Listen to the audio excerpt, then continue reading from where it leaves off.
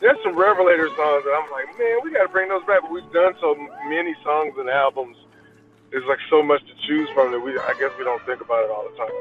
We need to get you a really good slide player in Nashville, and you guys need to cover a Derek Trucks song. You know, he told me Susan wrote the song, which he was proud of. He said that with great pride, you know, the way you say nice things about your family. From the first note with Tedeschi Trucks, they just blow you away.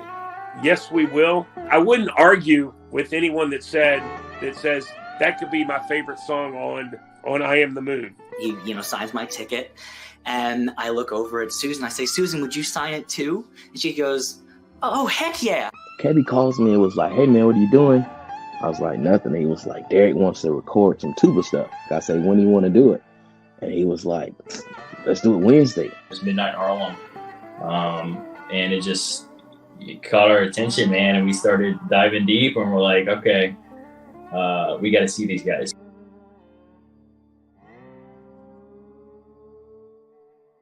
What's up? Welcome to the unofficial Tedeschi Trucks podcast. This is episode number 143, and I am Adam Choit. Follow the show at Tedeschi Trucks Podcast on Instagram. Please subscribe on YouTube if you're watching, and to whatever platform you listen to podcasts on.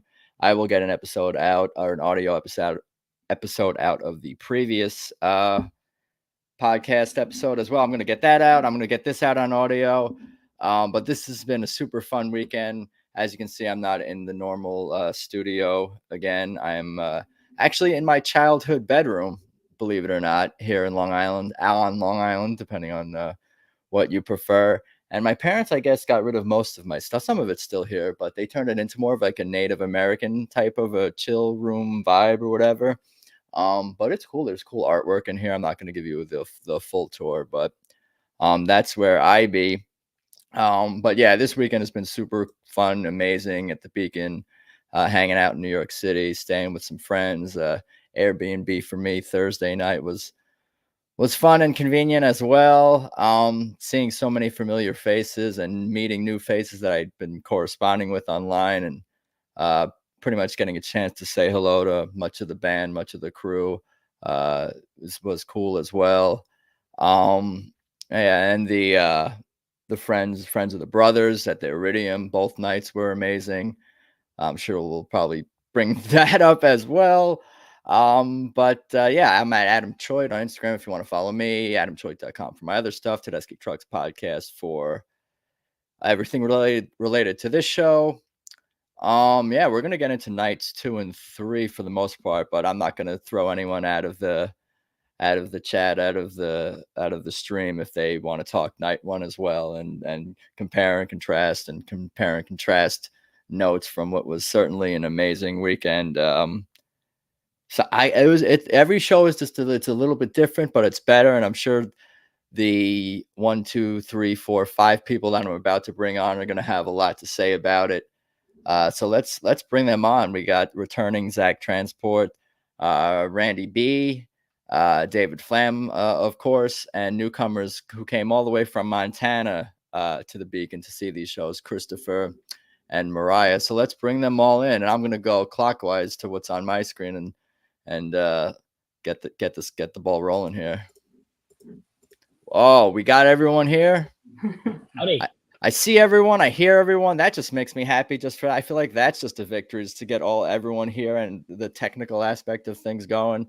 I hope you guys are doing all right. Why don't you tell me where you are right now, which night you went to, and Christopher and Mariah, I definitely want to hear more about your Tedeschi Trucks band origin story. I know all about these other guys. If you want to hear about them, go find whatever especially the first episode they were on. But Zac, why don't you tell me where you are and which night you went to, and maybe just a little bit of initial reaction. We'll just go around the room, and then I'll pull up some of the artwork and the set list, and we'll go get into nights 2 and 3 especially. Sure. Right now I'm back at my home base in Massachusetts after a wonderful trip back home to Long Island with my family for all 3 nights of Tedeschi Trucks Band at the Beacon Theater in New York, New York. And my reaction to the shows were absolutely unbeatable, unmatchable, professionalism in every aspect, and I'll get more into it on the podcast. Sweet. Randy B? How's it going, guys? I'm in Long Island. Seems like there's a theme here, but I'm the only one I think still. No, Adam's in Long Island too now at the moment. I fly back tomorrow. Right, the West well, Coast. safe travels. I did all 3 nights at the Beacon as well. So fortunate to see 3 of the best musical performances I have ever witnessed, not only from Tedeschi Trucks band, who I say this every show, gets better and better with every show, with any music I've ever seen. I'm willing to put these 3 Beacon shows with any concert I've ever been to in my life. It was 3 days of bliss. Friends the first night, my wife the second and third night, and stays in Manhattan were just priceless. Entertainment being the most appreciative of the live band that was performing. How about you guys in Montana? You go. Well, we're in Framingham right now. We came up here to visit my sister and my mother, and then we skipped down to New York on the train, and then saw a couple of shows, 1 and 2. We missed number 3 because we kind of had to balance hanging out with family versus spending the entire time in New York and going to the Beacon. So now we're back, and we leave tomorrow as well to go back to Montana and kind of daydream for the next few weeks as we slowly decompress back into just being normal. And then we're going to go to Seattle and Portland when they get out there in May. So we don't have too long to wait before we can do it again, but we'll get to see the difference between the Beacon and what's going on. I forget what places are playing in Seattle and Portland, but they're small venues, not that big. We'll see what the sound is like, what the vibe is like. And this was our first time at the Beacon, so. There's no mail. Yeah, there's no mailing it in for Tedeschi Trucks band, and there's like no. It's not even. I'm not even saying this as a fan. Just it's like objectively, like you're gonna see an amazing show, and I'm excited, and I'm gonna have FOMO from not being there, and I'm gonna want you guys to come on the podcast to recap that because I feel like they really do care about the fans and want the fans to be happy and enjoy the music to the point where I think they could really connect with the fans during the show. And of course, we talked about how that can influence what kind of show they're gonna have, just based on the vibe of the fans, but they'll see your faces and faces of excited fans out there. And like, once the show begins, like there's no mailing it in with Susan Tedeschi and Derek Trucks, the way they sing and play guitar and have everyone else on stage with them. Tell me more about your like musical origin story. We'll get into the shows quickly, but like I'm curious about like how you guys discovered TTB. I think I asked you that all over the weekend. I certainly did, but I think we were talking. I think the first show we saw together, I think was like 2014 in Spokane at a gorgeous theater. It's a Fox. Yeah, the Fox Theater in Spokane. Yeah, I remember they encored. I'm pretty sure it was the encore with Wawa. I just lost it. I was like, "You are kidding me!" It was amazing, of course. But I remember seeing Derek Trucks band in the '90s in Montana in like in the bars, in college. He'll remember that. I don't know if you guys did get a chance to meet. I should pull up those pictures. Well, we will, but there's so many directions I want to go in. But yeah, no, David has some. I feel like you've either been on the podcast, told some stories, or had friends that like brought up different bars and whatnot to Derek, and he's like, "Oh yeah, I remember that one. That one was in the downstairs basement, had the thing," and he seems to remember these places maybe even more than like the average musician might. I've kind of floated that question to people. Yeah, he like Montana, like Randy was saying, is a memorable thing when it spits out of someone's mouth in terms of like, you came from Montana, you're a Tedeschi Truck band fan from Montana. That's super cool. And I keep telling everyone this. I know I'm getting off topic here, but for real, it is an incredible venue because it's tiny. It's in the mountains. They played it twice. I mean, we're first every single time in the front, ready to go. It's so fun. The bottom, it's a pit. Standing at the bottom, and it's general admission, so you can get right up on the stage, and I know on the podcast we talked a lot about the pit and the stand. Right. Yeah. My pit. I'm gonna just mention my Great. pit TTB experience. I think were the Greek Theater had a pit for 1 or 2 shows in LA, and then the Brooklyn Bowl in Las Vegas. The last time they were in Vegas, which I think was 2014. Maybe that's the last time they went for like more pit type shows. But it's super cool. Like, basically you're leaning on the stage. You're looking up. Yeah, they've got at a whatever angle this is. I failed geometry. They've got a pit arrangement for the Capitol Theater shows coming up later at the last leg of the tour. It's awesome. It's so fun. Yes. I think so fun. The last time they played in Missoula, so Susan came out first and did a song, and Derek was like sitting on the sidelines, and you could see him just kind of backstage, but where we were, we could see him. Everybody else, most people there couldn't. And I took my phone and I snapped a shot, and he kind of caught his attention, and he gave me a smile. So I snapped another one. That's cool. And then a couple of times I like make eye contact with Susan and stuff, because you're right there, and you're there for the whole time. So we're probably the first couple of people, the only people they can see because of the lights anyway. Yeah, they can't see anyone else, just us in the front. No. Yeah, right. You kind of have their captive, you've got their attention. Yeah. It's kind of cool. Yeah, Makes you feel like you got a friend. Yeah. Do you did any of you, I'm jumping ahead, but have any of you looked at any video or remember when Susan did Song for You, and you could see Derek sitting towards the back of the stage watching? Did anyone rewatch that and see if there's anything similar to kind of what Christopher and Mariah were just talking about? Because that made me think of that immediately. Derek watching Susan singing Song for You with Gabe, and that being a special moment. Yeah, no, he was kind of like sitting off to the side, and more or less just like watching Susan do her thing, and was kind of just like watching as an audience member as much as he was her husband, as much as he was her like co-artist on stage, co-musician. So it was a whole like experience for us to be able to watch him watch her too. If you watched him watch her, it was very like he was like enamored by her performance. That's a great thing to watch. Yeah, that's part of the fun of going to the show. Is David had talked about, like, do you watch the person playing, or do you watch the other? I say you watch the other person watching them, because you can still hear the person playing as you're watching the other person. If you need to divide your attention a little bit, but and Flamm's here, right? You were there too, right, Flamm? Yes. Ann and I were at all 3 shows.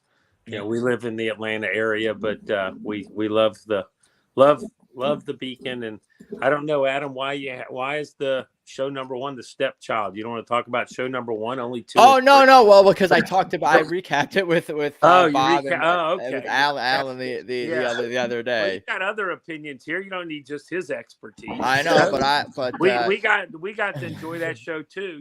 So it was a great starter, though, right, David? Great starter.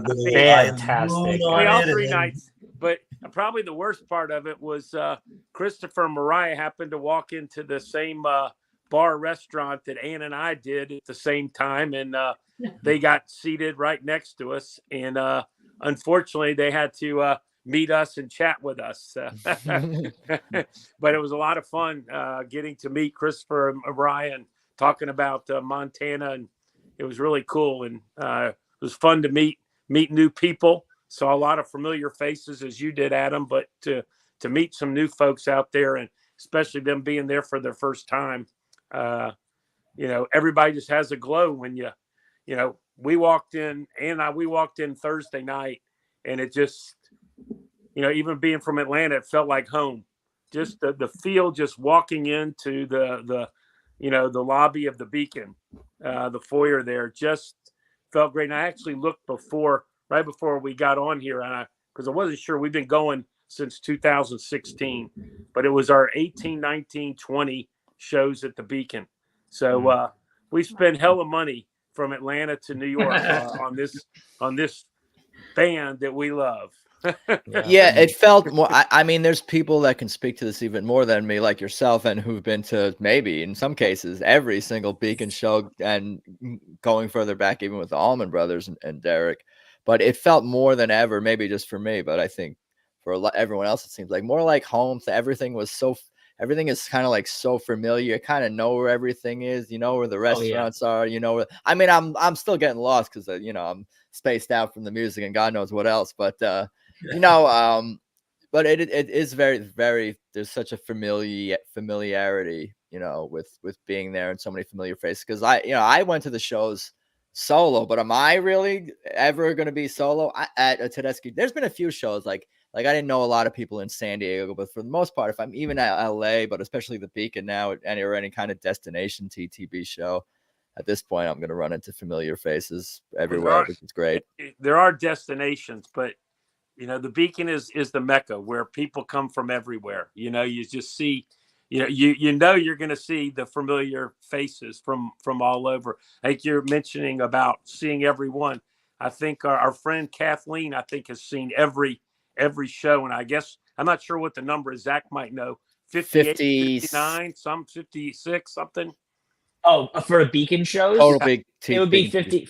It would be about It's 56. It would be 59, 56 now at these three, 56, and then 2 more coming up will make it 58. Yep. We haven't done bad. 20 out of 56 from Atlanta. That's not too bad. Shooting a good percentage. Shooting a great percentage, really. Yeah.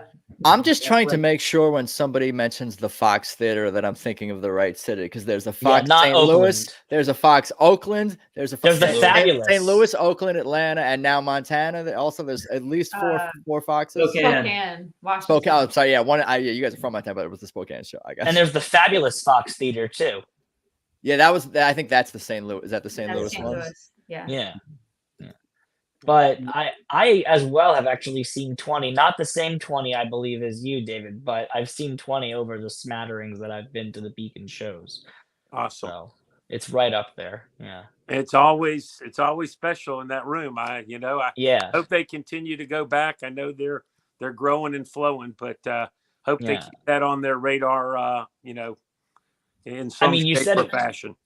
Yeah, you said it was home. It literally was a place where I grew up. I mean, my dad's been taking me and my family to shows since I was maybe 6 years old, 5 years old. I've been going to the Beacon. I'm 27, 28 now years old.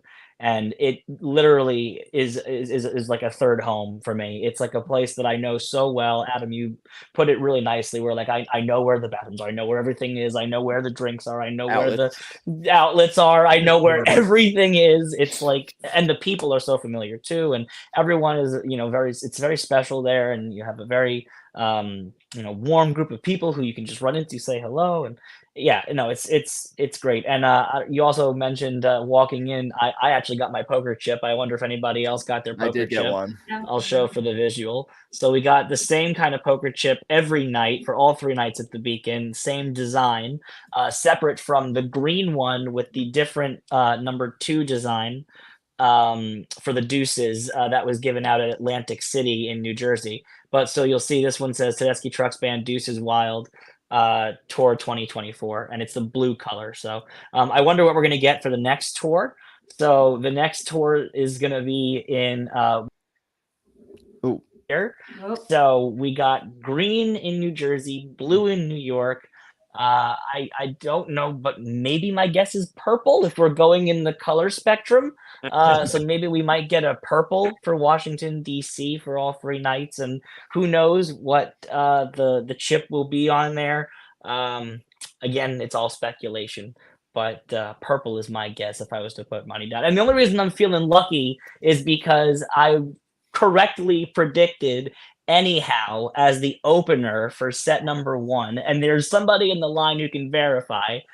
Bradley Strickland came around with the camera. That's the band's photographer. Social media also. And social media. He came around, was asking, how many shows have you been to at the Beacon or how many shows have you seen Tedeschi Trucks? How many have you been to at the Beacon for Tedeschi Trucks? And what's your prediction for the opener? And I said, Anyhow. And bam, we got it. And I was one of only 2 other people who gave that answer because I caught him later in the night and he was like, you and one other person.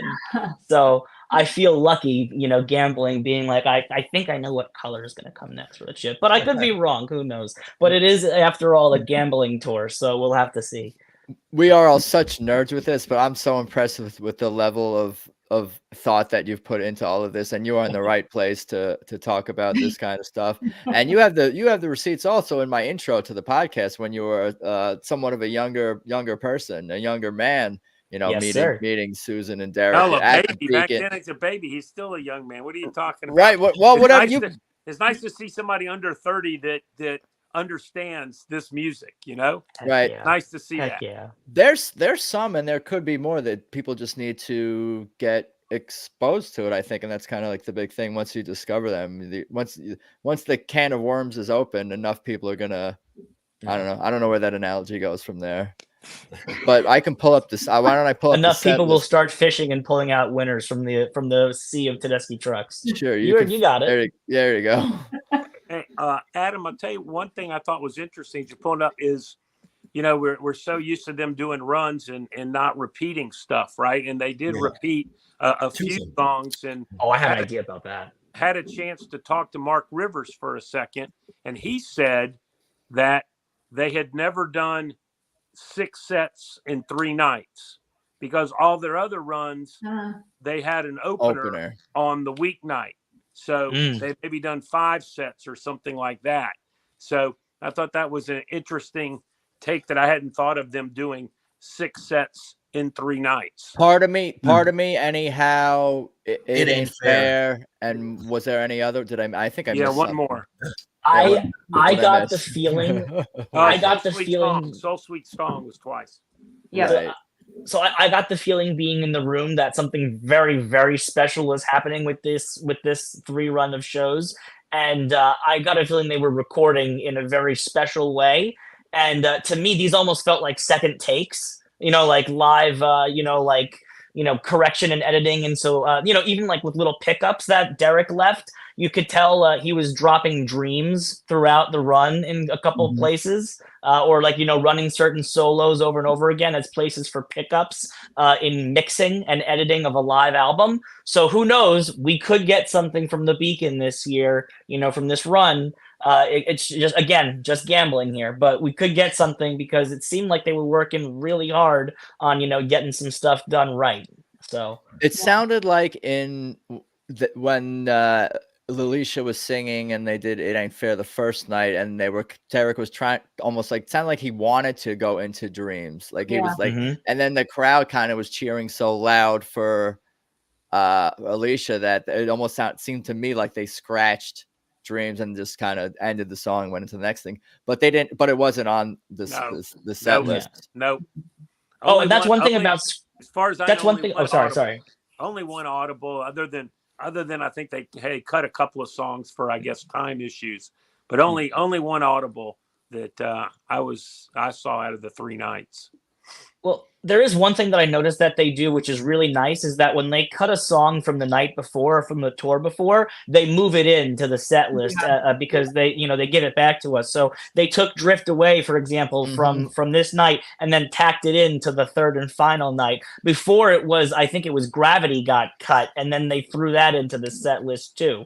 So it's really neat that they, they know what they want to play. They want to rehearse they want to play what they've rehearsed. And if they don't give it to us one night, I'm pretty sure they'll give it to us the next. It's really nice. David, to your point, it was funny, right? Because they scratched "Show Me" when it closed with "Bound for Glory," and I was night 3. I was gonna yell out like opener, "Show me opener," because you didn't play last night. Like that would have been an interesting because they do usually work it into the show the next night. And I was like, obviously it's their closer; they're not gonna be able to do. And I didn't realize they would do 3 closers. Also, to your point, my wife and I, night 3, right before night 3, and they're at the hotel, we always write down, especially when we do like a 3-night run. Night 3 is always the easiest, right? But we write down the songs we think we're going to hear. Now, you've heard 2 other shows, so you could kind of erase those from your guess. But to your point, it was the first time I had seen repeat. So when they first repeat, I was like, whoa. I mean, I didn't go with any repeats on my list because it's just not where my head was. It's not what the band does. Yeah.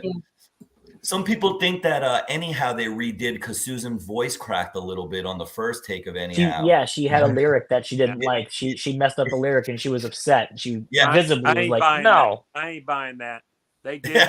They wanted to do it again. There's no. I agree with that, David. There's no second take. It's because they felt it. They wanted the audience to feel it again. Yeah. and they do what they're feeling. And I can buy that. I'm with. I never second guess Derek on his set list plays. I try to think with him sometimes. You can kind of feel. Sounds like Zach and you as well get in sync a little bit.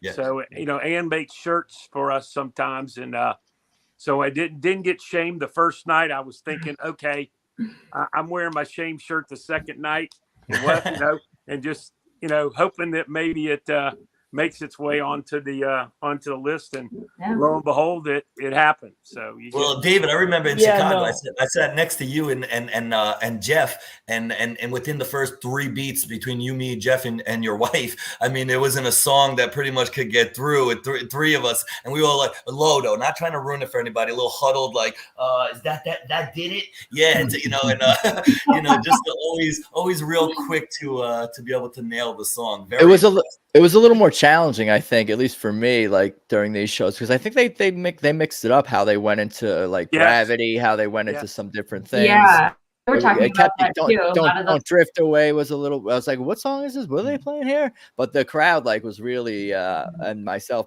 being part of that was really happy to hear "Don't Drift Away" because we haven't gotten it a lot lately, and we can all feel. Like Dan Marino, I think we talked about, previous guest fan, like how we kind of all want to hear the thing that they haven't played, something that they haven't played in a while. That's really it. And an original, especially. How about Well, that's Charlie? A cover, but yeah. That was but awesome, also, though, right? Yeah. To David's point, though, I do feel that Derek does whatever exactly he wants to do, and I love that. I love exploring the set list with where Derek's mind takes it and where he gets input from the band and where he's feeling. I've heard that he has this giant book of all the songs of the catalog that the band knows, and he'll go through systematically and figure out what he's played at which venues before, how many times they've played it, which ones they haven't ever debuted at certain venues, and he'll systematically work to curate the set list. And I love the journey that he takes us on. So it's nice to know that other people also see that too. But there are certain things where I feel like that was a strategic choice. Other times it's like, nah, he was just feeling like doing it again. Like I saw, for example, they were going to do Passaquan again, and Bobby brought out the 335, and then he sent it away and was like, no, I don't want to do that, and he tossed out the 335. So, again, it's like he calls out audibles, thinks on the fly, and I absolutely love the professionalism of the band that they're able to work with the flow of, what he wants to do with his vision. I love that. Susan said it, right? She's like, oh, he just threw this one in for Angels and Sugaree. Like, it was basically we're going to change up. But I kind of had the same take, Zach, but because I saw Bobby with the 335, and I'm thinking Passaquan. I'm like, wow, that's long for this or whatever. But he has, I know he's played another guitar, but I think he also maybe once or so he's used the 335 for Learn How to Love, and that's what ended up being on the set list. So it wasn't going to be, it was going to be Learn How to Love. But again, I don't know what the change was. If he had a bathroom break, he had a problem with the amp. I'm not right.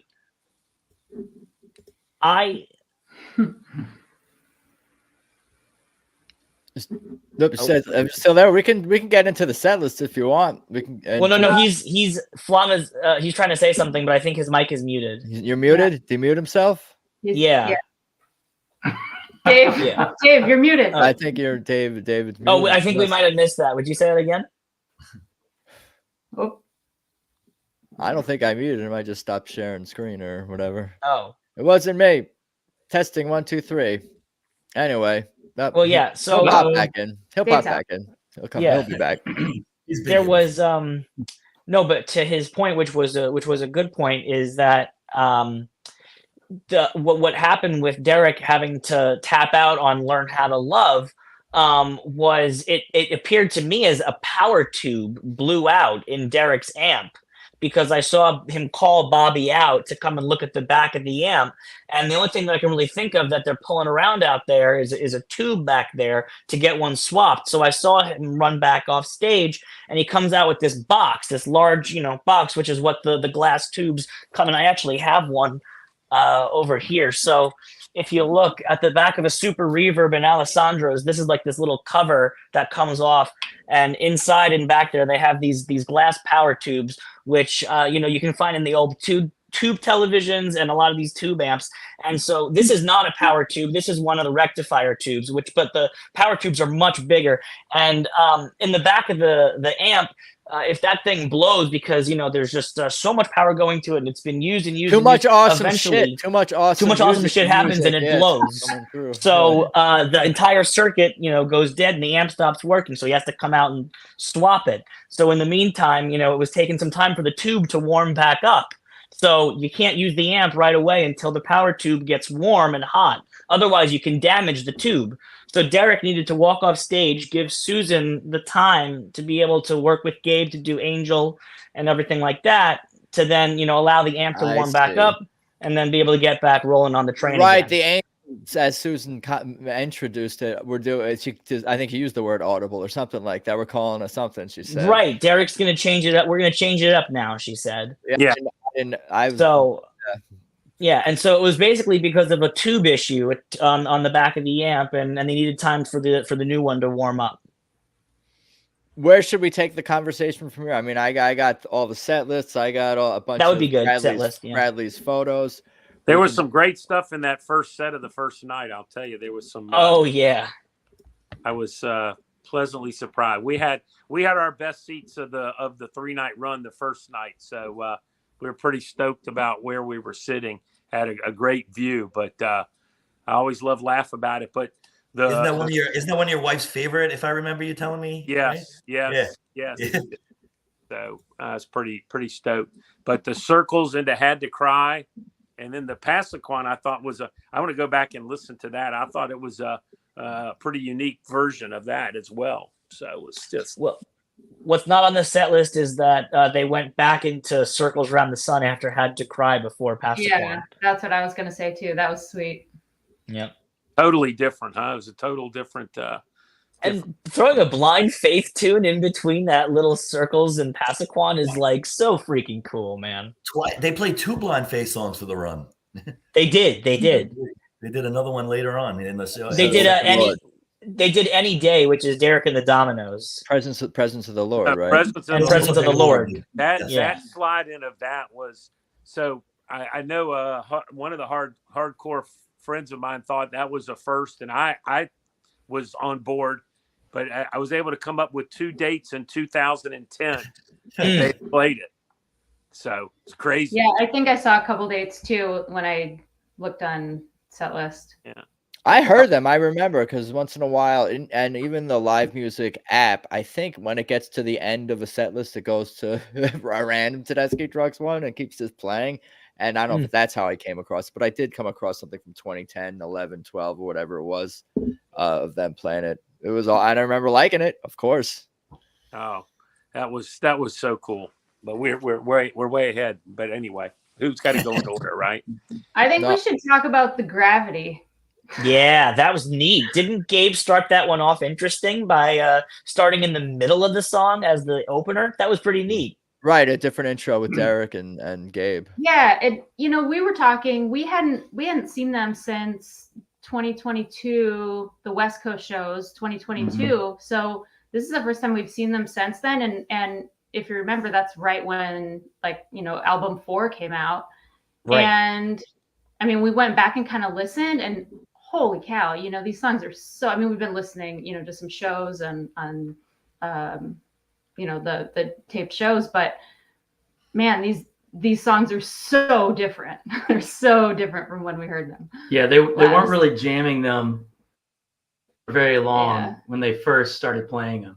They're still playing them much like they were originally written and recorded, and it feels like they felt it out, and now they know they can go all these different places, whatever their mood is, and they can start it however they want, and they can pull it together now because they're comfortable with the song. It's such a not slow, but it's an evolution how they of the band and how they kind of ease and grow into and with and through their songs. Because I sometimes will go back and listen to what did Circles sound like Yeah. Yeah. 2.5 years ago at this point, and it sounds different. The horns are not as prevalent, and it's not bad. It's great. It's amazing. And when you're listening to it in the time when like whatever live show it was 2 years ago came out, you're like, this is amazing. But then when you hear it today, it's like just a different. It's somehow fuller, tighter, better, more amazing. And I can still listen, and I still do listen to like any TTB era. I'm still kind of like down with and all about. But the way that the band keeps growing is just so, it's impressive and it's amazing. And it's hard to like, I don't know. It's like, because I always think like, where can they take things from here? But then Derek makes a new sound on his guitar you've never heard before. And it's like, excuse me, what did that man just do? Or some phrasing, some slight difference in the phrasing. That's new. I actually have some insight on that solo on Gravity. Yeah, you do. Yeah. So essentially what's happening there is Derek is going over 3 different octaves across the very upper part of the neck there, where basically Bobby has said he's using the slide kind of tilted, where he's getting a beating frequency where some of the notes are a little bit above the intended frequency in terms of pitch, and some of the notes are just ever so slightly below the intended frequency. And when in like a physics phenomenon, when that happens, you get these sound waves that when they intersect, you get this beating frequency. And so that brrr that you're hearing is the 2 notes coinciding with each other and interacting in a way that you're kind of getting this intended dissonance. And it's the coolest thing ever. And when I first heard him do it was actually the solo at Red Rocks that was recorded and put on Nugs. And I feel like that was when I first got like a real like look at of how he was actually doing that. And it blew my freaking mind sitting at home on my couch being like, God, I'm so jealous of the people at Red Rocks seeing that. It blew my mind out.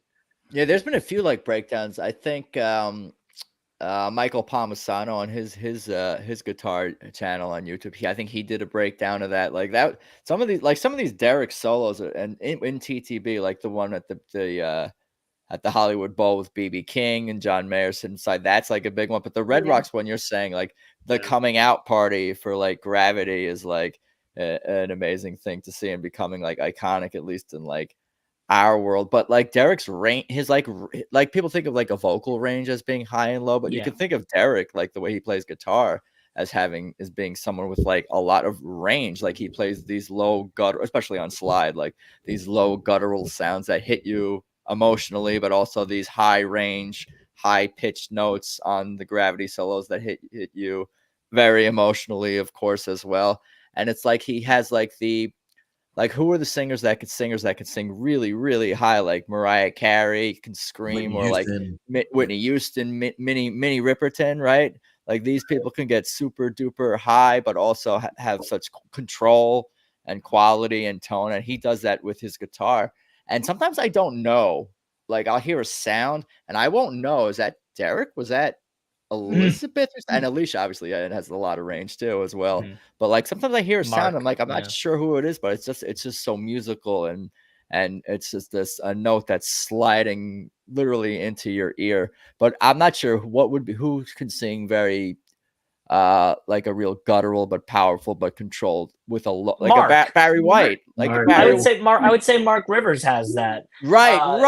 The you can confuse Mark Rivers going low range for a Derek slide when he's real roaring down low. Because for example, on his vocal solos in Made Up Mind, right?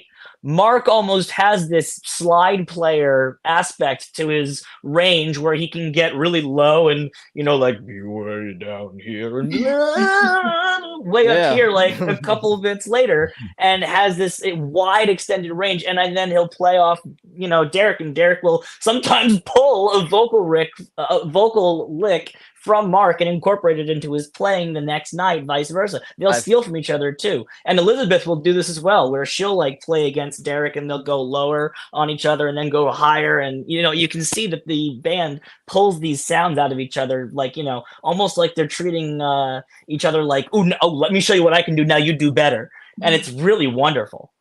Yeah, they it's beyond just like it's beyond just like a basic call and response. It's like a conversation, but there's almost like an animal like istic kind of like roaring sound or emotional. Like I'm thinking of like their instruments as like extensions of their like animal inner. I'm not describing it well, but I think you get the feel of what I'm going for. I here. think the raw expression of how they're Raw feeling. emotion. I think Derek gets that way sometimes when he's kind of trading a little bit with Kebby. Kebby gets pretty avant-garde with the sax, and then Derek kind of gets that way with the guitar. And I kind of dig when the two of them get together. It's very different than when he goes back and forth, with Elizabeth. So you get some of that real differences from Derek playing off of different folks that he's kind of partnering with in a song or a riff or something like that. One more thing about that set, if we can move, but how about Ravi Coltrane adding on I Can't Make You? I mean, was that not, you talk about songs evolving, but here's a cover, and, them to bring in Ravi, his sax on that was, to me, so moving and added such another element to such a beautiful song. Excellent. Yeah, Ravi Coltrane. The only thing I was hoping was Coltrane, Alice Coltrane. I was hoping we got Ravi with Kebby. Yeah, well, they did play a little bit together. Yeah, they got together. I think it was on. They played up at the top. On Part of Me, I think they might have. Ravi was back there on the riser with the rest of the horns. I think it was Part of Me that he. I wish I knew how it would feel to be free. He was up there for I Wish I Knew. Okay. Yeah, he was. Okay. Which I thought was the best song of the night, just the energy of the crowd. I thought it was amazing. I always loved the Efren opener though, and I'm a sucker for the horns, but I just thought that was incredible. And he was also on there for Part of Me. Yeah, but Wish I Knew is all. Usually they play that to end the set, right? That's usually it's. I like how that builds up with like you're saying with the Ephraim, because I feel like some fans who are not familiar with the song it's coming, they don't know that it's gonna build that way. It's like, no, you can't sit. There's no calming down here. Do you realize what's about to happen? This is I Wish I Knew. This is not but it's just a fun slow. It's a fun slow build. They don't, and there kind of isn't really a song exactly like that way that kind of revs up. That I guess some of them do. Like even Last Night in the Rain kind of can rev up too. But it's really hard for me to sit during a TTB show. No. It's really hard. Yeah, no, really hard. My feet were getting tired, but my brain and the rest of my bodies did not want us to. I ended up I was further back the third night in row Q and Orc 2, but I had some space to the side of me, so I was I was able to spread my wings, so to speak. I have a confession. Move around. Right. We Ann and I had seats in the loge the third night. Only other time I'd been in the loge or the balcony at the Beacon. I've only been there for two bands, TTB and the Allman Brothers, and it was years ago for the Allman Brothers, and we had loge seats. And I'm sorry I couldn't take it after the first set, and we misbehaved, and we ended up down in the orchestra for the second set. I was a bad boy, and I saw your videos changed, and I was like, oh, he moved. I'm so jealous because I bought seats in the balcony in the last row of my section, the lower balcony, thinking it would be all right to stand, and I ended up trying to really work hard not to block the aisle that was behind me. But you got to do what you can. You're busted by Bob Ozzie. I saw what you did, David. Ozzie, baby. Yeah. I look behind me. The first two nights I was in the orchestra, pretty good. Always try to get first 20. I'm a big dancer. I don't really even like the argument with anybody, and I respect it. I don't even want to hear it. Usually no one really even asks you the first 10 rows to sit or anything. So it make it easy on everybody. But the third night I bought loge tickets because it was the hardest night on Saturday to get from the pre-sale. And day of, a fan member Swamp member, and the guy was having knee surgery from Chicago, asked if anyone wanted to switch to the orchestra. I never was so quick to respond like, yes, I will definitely switch with you, just because I was looking back the first 2 nights, and it didn't not look like people were having fun, but you could definitely see in 70% of the loge sitting. And it makes me so upset. Speaking of tickets, somebody told me that guy was swapping. You beat me to those. Good for you. Next time on me, David. Yeah. But Jack, I mean, I heard people. So I looked Friday night. We were front row, all the way on the right. We got lucky. We got great seats. And like you said, Randy, the Saturday night was so hard I could only get the loge. And there were people. Friday night I looked up. Everybody in the loge was seated every time I looked up. Yeah. Then Friday night, I saw people up and I was like, oh, maybe there's hope here. There's hope. Yeah. And then Saturday, there was some people standing up and then I just hear everybody yelling at them. I know. This, that, and the other and everything. And Ann was enjoying the view. We had view, but people were yelling. Some people were talking for the casual fan, right? It's not the traveling fan usually that's in the loge. So it just, I was like, I got to break rule. I gotta somehow get down to the orchestra. And thank God it makes me so mad because people treat it like it's the opera and it's a rock concert. I'm gonna dance. I'm gonna move. I'm gonna feel the band flowing through me. It's like it's unstoppable. It's this unstoppable force. My theory is if the band sits, and I respect everyone's opinion, if the band's sitting, like I went and saw an acoustic show recently at the Capitol Theater, if the band's going to sit, you can follow suit. If the band is not going to sit, you should also follow suit and enjoy that they're putting out. And I don't mean every second, but I mean I could be standing for 2 seconds at some shows and people are like, are you going to stand all show? And I'm like, sorry, but yes, the answer is I am going to be standing all show. And I'm like, there's an easy solution. And they're like, what's that? I'm like, stand up and have fun too. And like that, the Jersey show in AC, someone did that after the show. They thanked me. They're like, dude, I had the best show. You told me to stand. I danced for an hour and a half. I was like, that's it. I wasn't, and I try to be really respectful. I'm not like, I'm just like, yes, I am going to stand. I paid for my ticket and I come to dance and have fun. What about that? Well, I was going to say, you're going, Christopher. All right. I promise you that any band from the tiniest local scene to the Stones, huge, if the crowd is up and into them, they're going to play better. Yeah. That's what I was going to say. All there is to it. And they feed off the energy, man. It completely feeds off of each other and it just keeps going and going and going. And actually, sometimes when bands sit down, they still like to see people standing up. Hell yeah. Some music needs to be sitting down to be played just because of the instrumentation. But if people start moving and enjoying it, it's just like, oh, I'm doing something here that somebody loves. And it just makes you want to give it to them more. Absolutely. I thought night 2, the crowd was the best. I thought Friday night was the most energetic of the 3 nights. I don't know about you, David. I did 3, but I thought Saturday was the best. Like we got the most songs, so probably the best music, 24 songs or whatever it was. But I thought Friday had the best energy of the 3 nights. Just my take.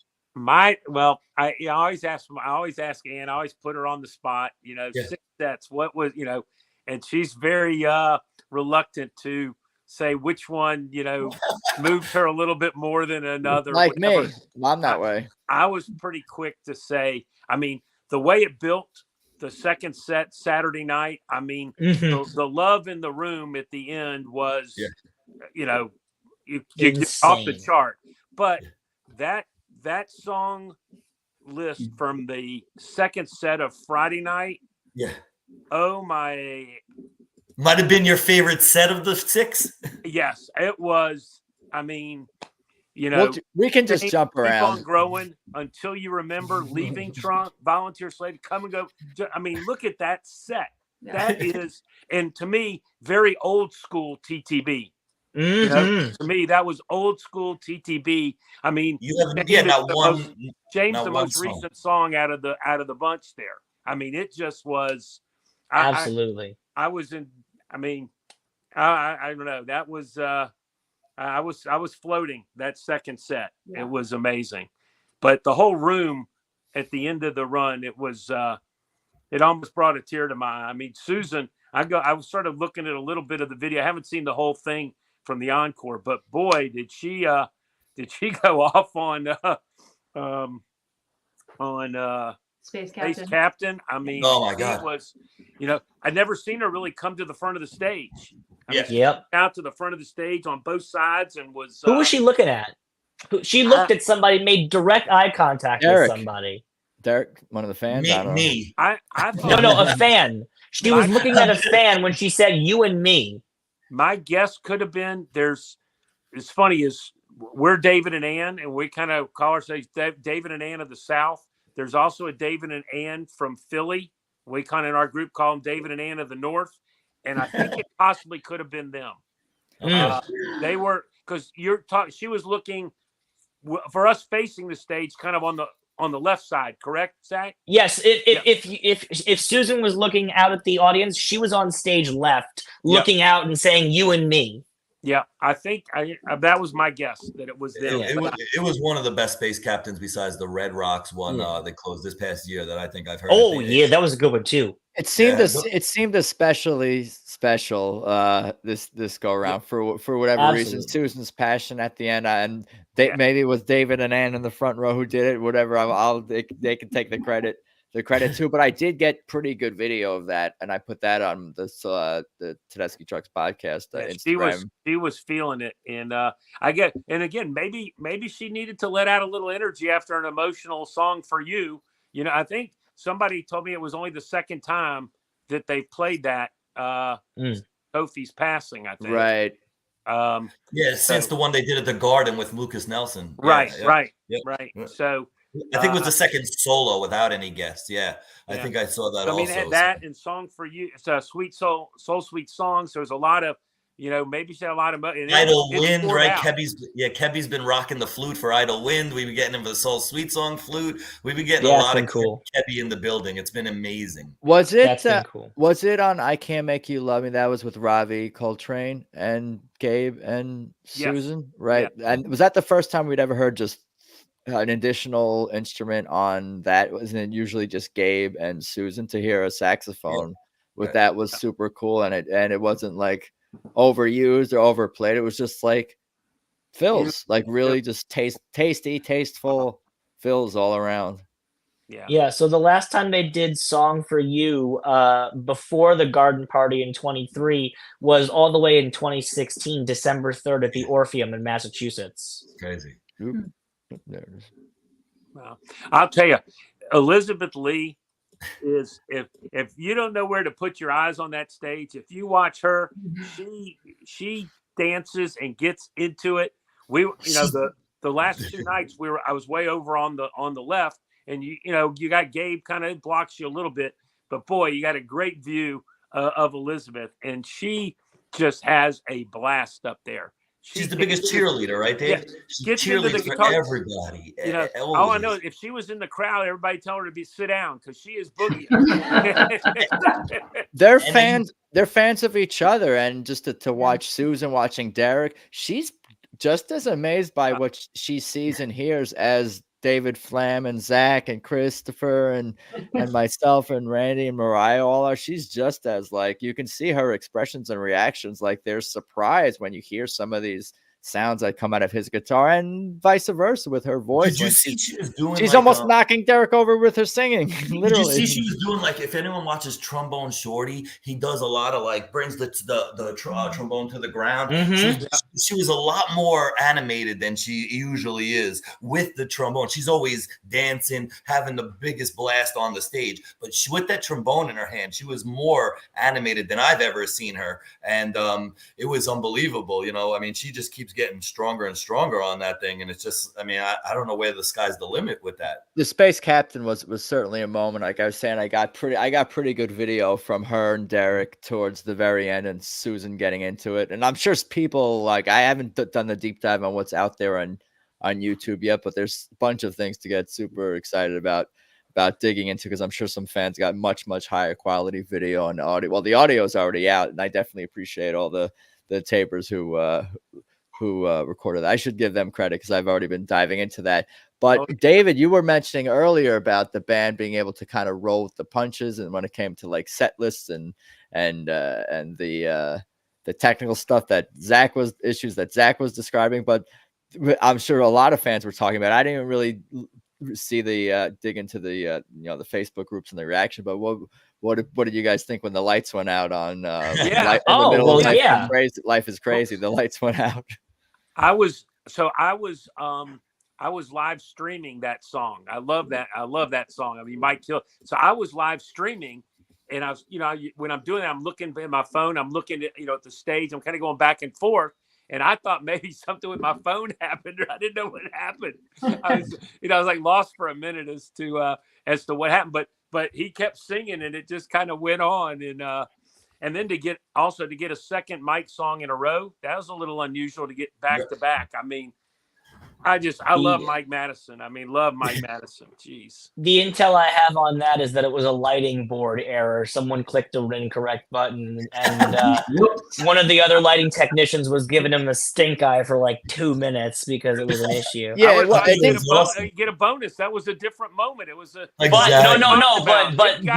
not my opinion. That's not my opinion. I'm saying that was between the two lighting guys. My opinion is I think it was the coolest freaking thing ever. Right. Because number one, you can see the professionalism, the drive of the band. They're continuing to just, without missing a beat, without missing a single beat, stay completely on the song, bring it right through, and then everybody starts laughing when the lights come back up, and they make it into a whole great thing. And what's funny is the song is "Life is Crazy," and life is literally crazy. The lights are going out. We're still playing music. People think it's like a power outage, but how is it a power outage if the music is still happening? So it's just, is this actually supposed to be part of the show? Is it not? And then you realize, oh no, it's an error. But they're not going to stop playing. They're going to keep going. It's great. It's amazing. It's the band. It's like, it's perfect. It's exemplary of their professionalism, their musicianship, their ability to, continue in a crazy situation and to roll with the punches, quite literally. It almost might have been cooler if it stayed off till the end of the song. Finished the whole thing in the dark, the last 2 minutes or whatever. It was crazy. Yeah, nothing slows them down. Yeah. Daniel Marino in the chat, Grateful Dead cover Friday night was really great, especially for us TTP fans that are also Deadheads that couldn't make it to Mexico. Yeah, I have to say, I did post on the app a few weeks right before the tour and said, I think we're going to get a few Dead covers. I just thought between the Dead Ahead Festival, Alicia played with J-Rad, and it just seems like they had such an amazing time in Mexico. I feel like the energy is definitely there with the Dead songs. So I'm hoping now that we got Mr. Charlie, I'm hoping we get at least 1 or 2 more for the tour, because I love when she does the Dead. Obviously, she kills Sugaree, but we hear that often. So something original. That was the first time they debuted Mr. Charlie. Just fantastic. Well, now that the show's over, I can let this little nugget out. Is Bob, who's lurking in the chat, pulled me over when he saw me walking past the Beacon, like past the street around the sound check time, and he pulled me over and he let me hear. We could hear them rehearsing Mr. Charlie. Oh, really? And so I kind of knew, but I kept that to myself because I didn't want the secret to get out of the bag. I didn't want it to ruin it, because that is one of the great things about this band is the surprises, and they love throwing surprises.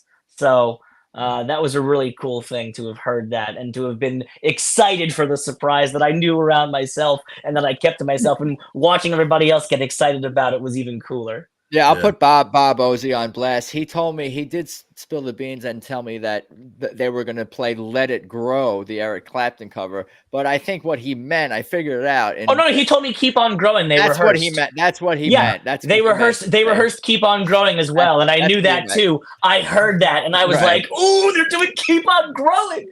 I heard them doing the tail end, or they were working on any day sound check. The first night. I heard that was super cool. I was like, wait a minute, I'm walking by. I'm like, I don't know. Keep On Growing in the Beacon seems different than anywhere else. That's like my favorite cover of theirs. But when he starts that up, I don't know, the Beacon just kind of I don't know, gets into another space when that happens. So great that I'm so glad that he pulled that out again. What for me, what made that second set Friday night just so incredible. Hey, Christopher, have you had a chance to use the little nugget you picked up? Not yet, but I'm definitely going to have a chance soon because I also stopped off at Rudy's music store and picked up an item that will end up at my house on Monday, hopefully. Awesome. Very nice. Is it okay if I share your pics? I did grab them. You guys got some good photos here, Christopher. So this can circle us. Oh yeah, I remember taking. Ooh, a slide. There was a lot of debate on how to take that picture. Should the slide go here, go there? Oh boy! And then keeping those set lists from sliding actually off the whole thing. The slide was important in kind of helping paperweight that list. But we paid a little bit extra for the view. I'm like, oh yeah, we're in New York. I'm gonna get a higher floor. Yeah, that's a meeting. Sounds amazing. The only thing missing from that picture is "Show Me." That's the only thing. Right? Yeah, they didn't. They played. What was that? Was Friday? Randy, They closed. He wants that "Show Me" bad, huh? He wants it really bad. What did they finish that I'm a set? horns junkie. What did they finish that set with? They Bound for Glory. Bound for Glory ended up being the encore. Okay. Yeah, I looked at my phone. They had a little bit of time. I thought they had about 10 minutes because the night before started a half hour earlier but time wise I thought they had about 10 minutes. And then I saw the set list that it was on there. So I mean, I think with every intent they had to play it, but it must have been a time constraint. The Idle Wind was like almost 19 and a half minutes. So yeah, that was what did it. That's what did it. Yeah, I'll confess. I shouldn't have to confess, but like I'm such a crazy fan that's like a confession that I went to the bathroom like while the band was actually playing, and I came back and Idlewind was still going, and I kind of knew that. I knew that going into my situation. I don't like to wait on lines and for the bathroom or for food, so I've kind of committed to like I'm gonna run out for 2 minutes and miss music rather than stand online for forever. I'd rather talk to fans during the. I think I missed 30 seconds of Emmeline to re-up on my drink. And I'm gonna say I'm over 100 shows. I don't think I've missed a second of a song. I'll wait in that line. I'm with David on that one. I'm with David. I will not miss a second of when they're freaking on the stage. Heck, I'd probably go in a cup or something if I had. You know what? Like you know what I kind of like. Sometimes I like thinking of like it's weird, but I'm at a show, but I think of the me listening to Tedeschi Trucks throughout my life. Like when I'm at a show, I'll think about how I'm like living my day. I'm work. I'm driving. I'm walking through my house. But it's like, oh, this is my day, but my day is now at a Tedeschi. I'm not explaining this well, but it makes me think of myself. What the hell are you talking about? It's been a long weekend. Well, David, one quick thing, since we were just talking about Show Me, and Randy, since you got the Marcus King shirt on, that I think was the first time I saw Show Me when they played with Marcus King at Red Rocks. Red Rocks, yeah, 1918. Holy cow! Yeah. I think first time I saw them do Show Me was with Chris Robinson and the Black Crows. As the Crow and flies. Like that tour in Boston with it was the London Souls was the other band. Oh yeah. It was like 2013 or something like that. They did they did Show Me and it was insane. There's a backstage like a jam, warm up, a rehearsal with I think Chris Robinson and Tedeschi Trucks on Tedeschi Trucks. So cool. Oh yeah, I've seen that on YouTube. Yeah. Mm-hmm. Yeah, I think when Marcus was first getting out, when him and Derek together, fortunate to see that a few times. I think that's amazing. But one of my all-time favorites was he came out and did with Susan. Marcus did "Don't Think Twice, It's All Right," and right at the Beacon. The show I happened to see Marcus, and I said, "Man, that was killer." He said, "First time I've ever played it."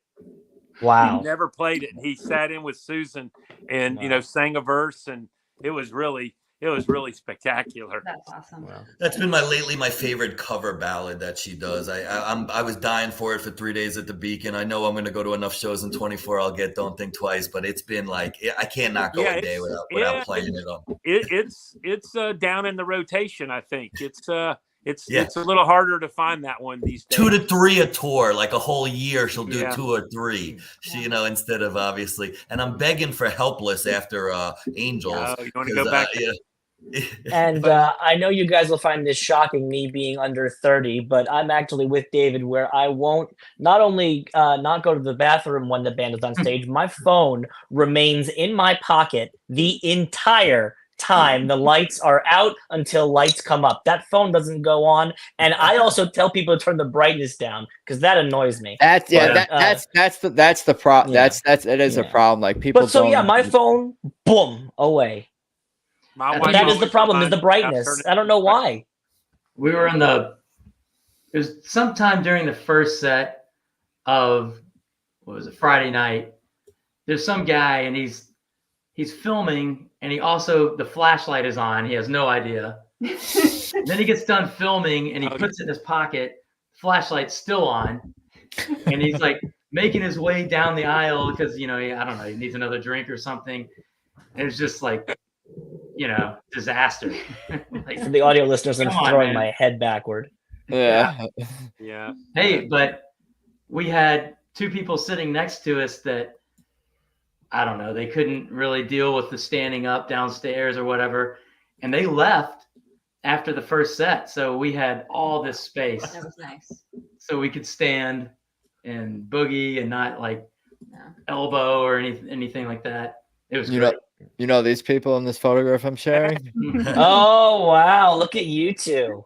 Wow. With Derek. You needed With a better Derek. photographer there, Mariah. I know. Yeah. What happened? That's a great shot. You took this one, David? I think I might have. Yeah. That's a great I shot. love it. You sure did. Excellent. Where'd you guys stalk them out of? Leaving or before the show? It was after. Yeah, we were. That's pretty late the night. bar across the street from the stage entrance. That's a great bar, by the way. The Owl Bar, right? Yeah. Yeah. Owl's Tail, yeah. Owl's We, Tail, Yeah, Owl's Tail, yeah. I'm glad you guys got that. Glad you guys got that. super photo. cool. That's great. I got some of your other photos here That was too. pretty fun. Say hello to the marquee. The marquee Yeah, we here. we can go back to- We didn't do one this year. Darn it. one of the first, I think David's first opening statement saying that we had the misfortune of sitting next to him, but it was actually our great fortune that we sat Oh, next there's to Mark. because he kind of became our guide for how to stalk the band. And But quotes. And meet Derek Trucks. it's Great. like In a nice way. Of Yeah. course, Oh, yeah, of yeah, course. yeah, And yeah. Those West Coast dates are just, I get it. It's expensive. They're far, so when they come out Yeah. west, we just don't get the opportunities that you all have out here. You Yeah. guys- Right. Tell me about Wait, it. now show the picture with Mark. Oh yeah. Here's Now you That's see great. You had a much better photographer there. See look how much Nice. crisper that is. See, Look at That's this. excellent. that's not That one of looks my great. pictures, right? yeah, they're all good. And Very everyone cool. was so nice. I think my highlight actually Well was done. seeing Alicia come out, and I just said, was it Yeah. Thursday? First Thursday. night, yeah. And I said, "Oh my gosh, I loved seeing you up front," or something. And she, of course, was like, Yeah. so That's great. great. But man, that woman, unbelievable. I had a hard time. Like Mark, when he speaks, his voice is huge. Just his speaking voice, it's massive. He projects, he enunciates.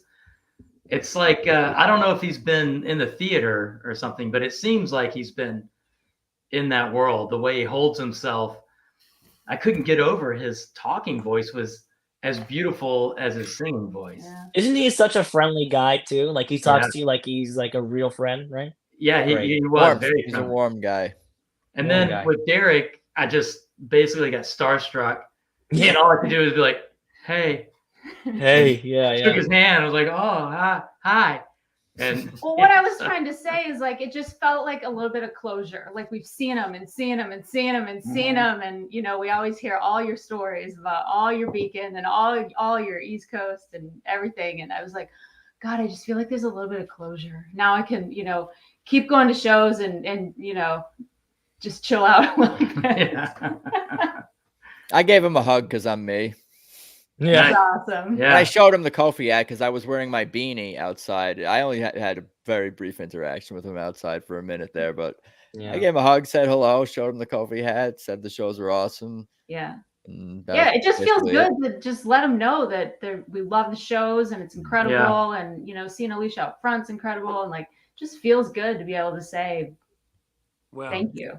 Well, let's give a shout. So Christopher is a guitar player. Okay, I don't know if we established that, but Christopher plays guitar. Okay, so he wanted to get a slide, right? We had a whole team working on this. And there's a big effort. It really, I heard it was. And Christopher, I found out in talking to some of the guys that you had mentioned it, Bobby, and it was Chris Bedry is the one who went to Bobby, and Bobby gave the okay, and Chris is the one that brought it over to Christopher. They said, "Yep, he's a guitar player. He gets it." Boom. Nice. And Great. So the crew is always, you know, looking out for the crew's good the best. people. And that's awesome that Christopher was able to get one of those. That was amazing. Do you have a slide, Randy? I got a slide at the Red Rock show. My feet didn't touch the ground the whole way down the mountain. I feel like it's essential. I thought you would have thought it's a requirement on the podcast. Right. You would really thought I had gold in my pocket, though. I was like, looked at my wife. I'm like, we got to get out of here. Just I got this slide in my pocket. Yeah. Yep. It was, you know, the Lord of the Ring. Yeah, absolutely. I scored a couple. My biggest one we put in a box was I got the one he used at the 50th show at the Beacon. Wow. I was able to get that one, and That's we got amazing. that in like a shadow box with the set list, and that's great. So that was Dave, I could attest to what you're saying because I didn't see you all week. The 3 shows I was looking for, you're a tall dude. I'm like, he's easy to find. I see Dave. The last show, a half hour afterwards, using the bathroom downstairs. Like he said, he doesn't go during the show. He was going down. I was going up. I go, Dave, what's up? He goes, I go, next show for you. He goes, Miramar Beach. I said, I'll see you there. But I mean, the whole 3 days I was looking for you. And it was just, you know, I was with my wife. When I say looking, I'm sorry.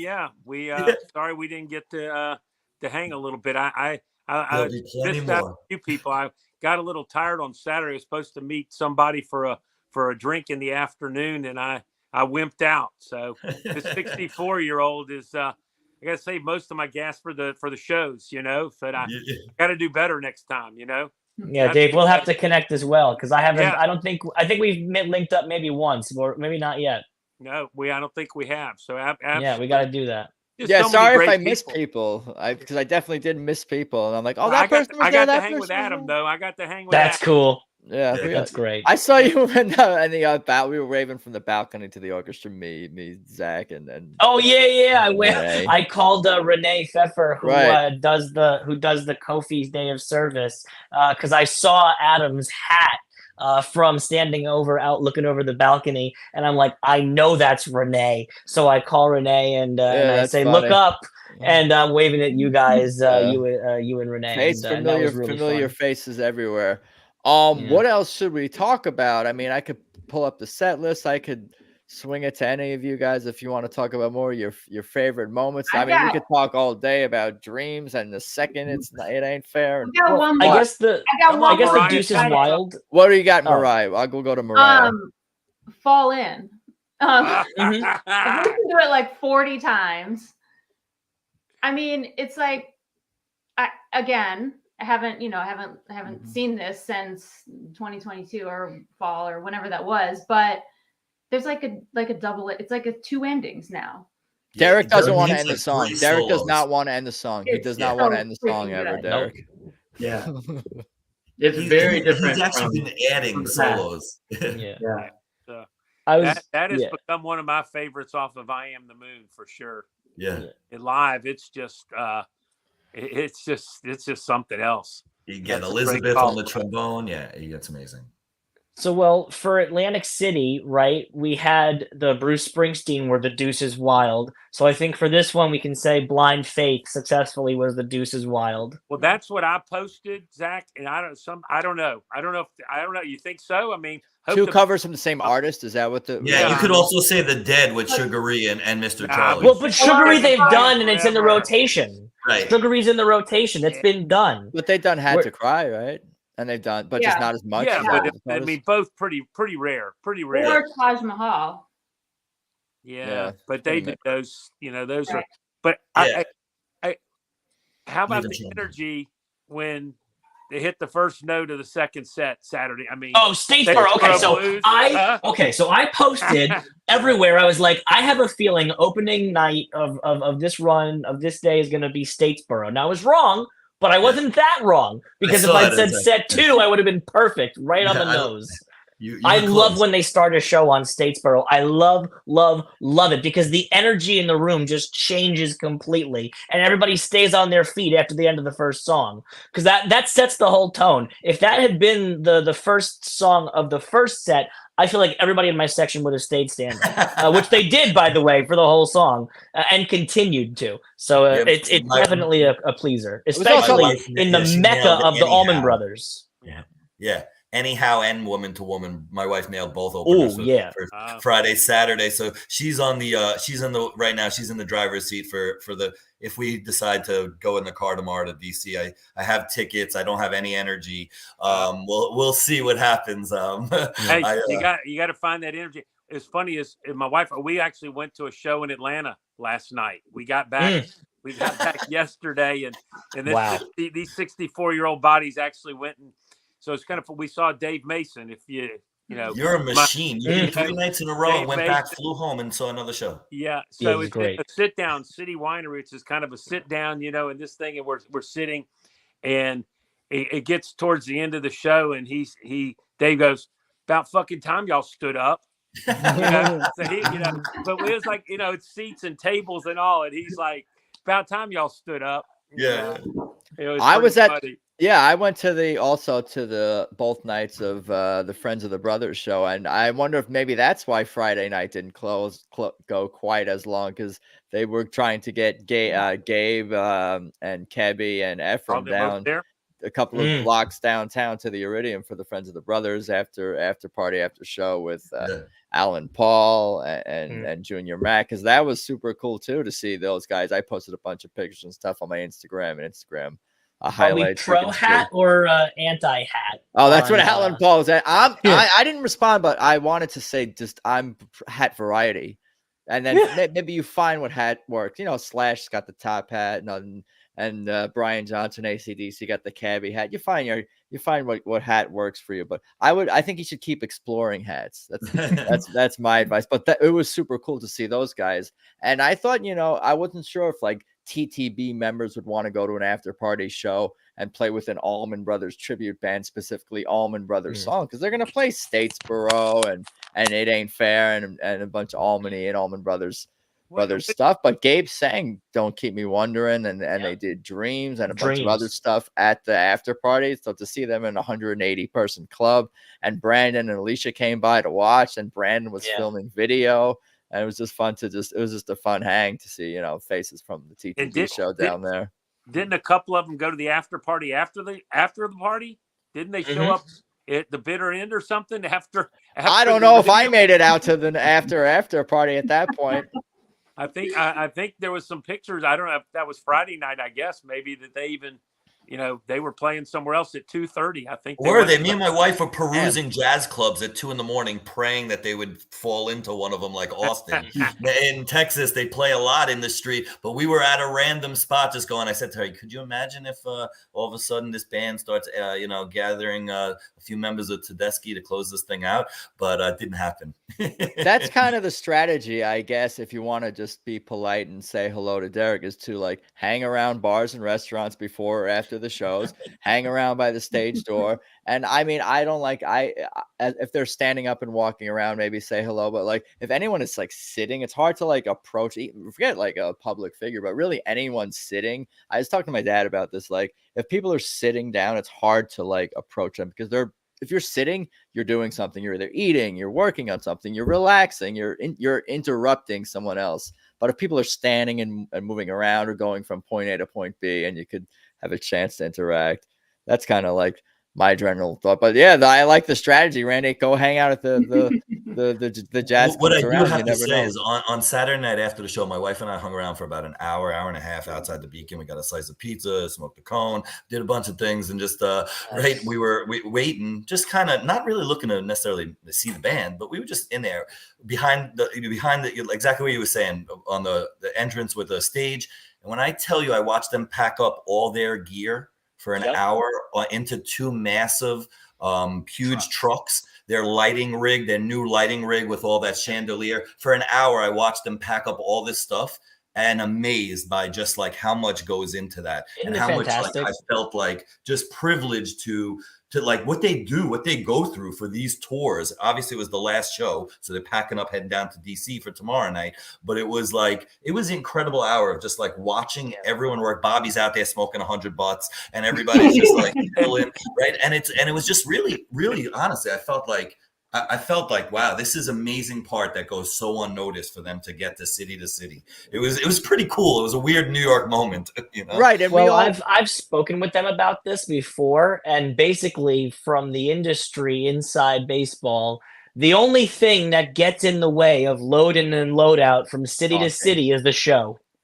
That's the only thing that gets in the way because they're waiting for the show to end because they got to pack up and get ready to go to the next place. I thought you were going to say us, the fans. Yeah, Bobby people trying to get close too. I thought for sure you were going to say the people. Yeah. No, but it is more than just like us hanging around to wait for Derek and Susan. It really is about us hanging around, but hanging out with each other and watching really the whole music production. It's very interesting to see what goes into putting on a show and how many people are involved at the venue and the crew and behind the scenes. And again, just really the hang. It's like, where am I supposed to be? Like 3 hours. If I'm not like in one of the bars or restaurants hanging out or inside the venue, I'm going to be, wandering outside, talking to fans, talking to whoever pops out and just saying hello. And I did see Mike pop out. That's like where I met you guys, Christopher and Mariah.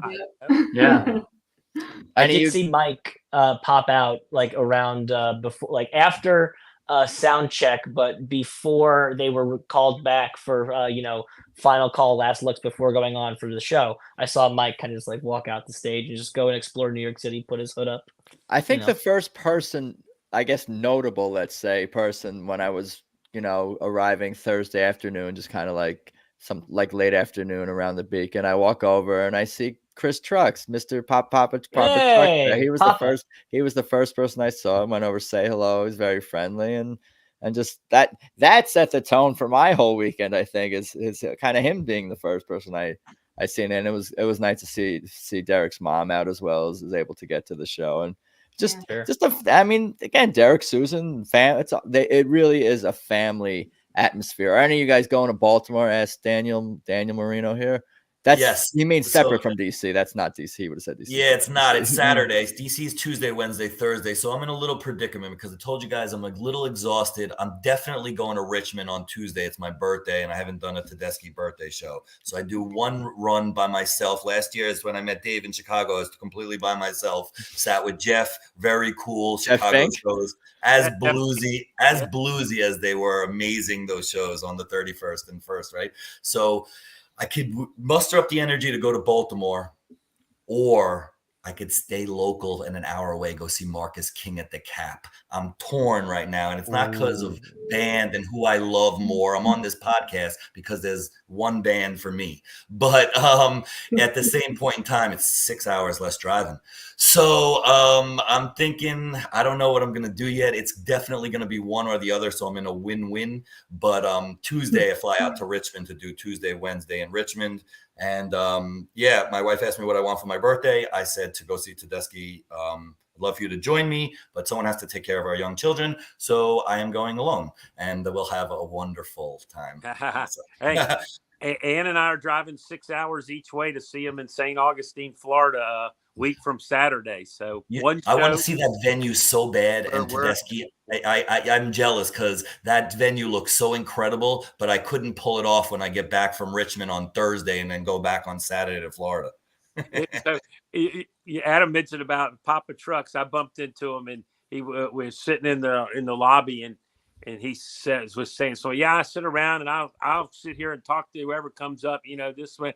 And I said, like you're doing to me, I'm another nobody, and you're just, shooting the shit with whoever comes by. And he happened to mention, I said something about St. Augustine, I guess, that they had a contract with that Daly's place in Jacksonville. Yeah. And they finally fulfilled that contract, and now they were able to play somewhere else besides and the Jacksonville thing's a concrete thing. It was probably not the most fan-friendly and band-friendly location. So same with the Orpheum. Same with the Orpheum. I think they're pretty much done with the Orpheum now because they hate loading in and loading out of the Orpheum, since the only way up to the stage is through the front of the venue in that tiny little alleyway. Oh, gosh. And since they haven't, come back to the Orpheum in a little bit, my thinking is they may have let out that contract too. Yeah, so the Boston dates Zach, and both of them not at Orpheum, obviously. Theater, right. Yeah. Hey, before we go, got to give some love to my man Falcon and his buddy Isaac back there on the drums, huh? Yeah. Oh yes, how can we do that without doing drummers, that? right? The dueling that drums was fantastic. Yeah. Like nothing I'd ever seen. Like you could see that they were playing off one another and almost having like a conversation the whole way through the piece. And Derek kind of just let him have it and was just like, no, keep it going. And the crowd didn't really understand that they wanted to keep it going.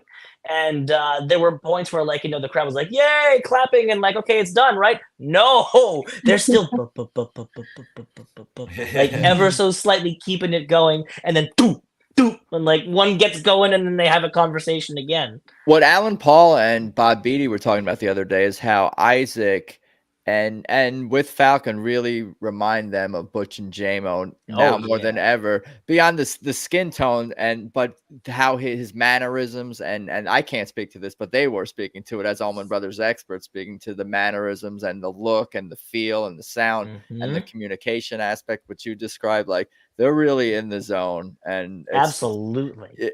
I really do think about, like, I would love for like Dwayne to be able to hear Tedeschi Trucks band and hear Derek Trucks and react to that. What would he say about what he's hearing?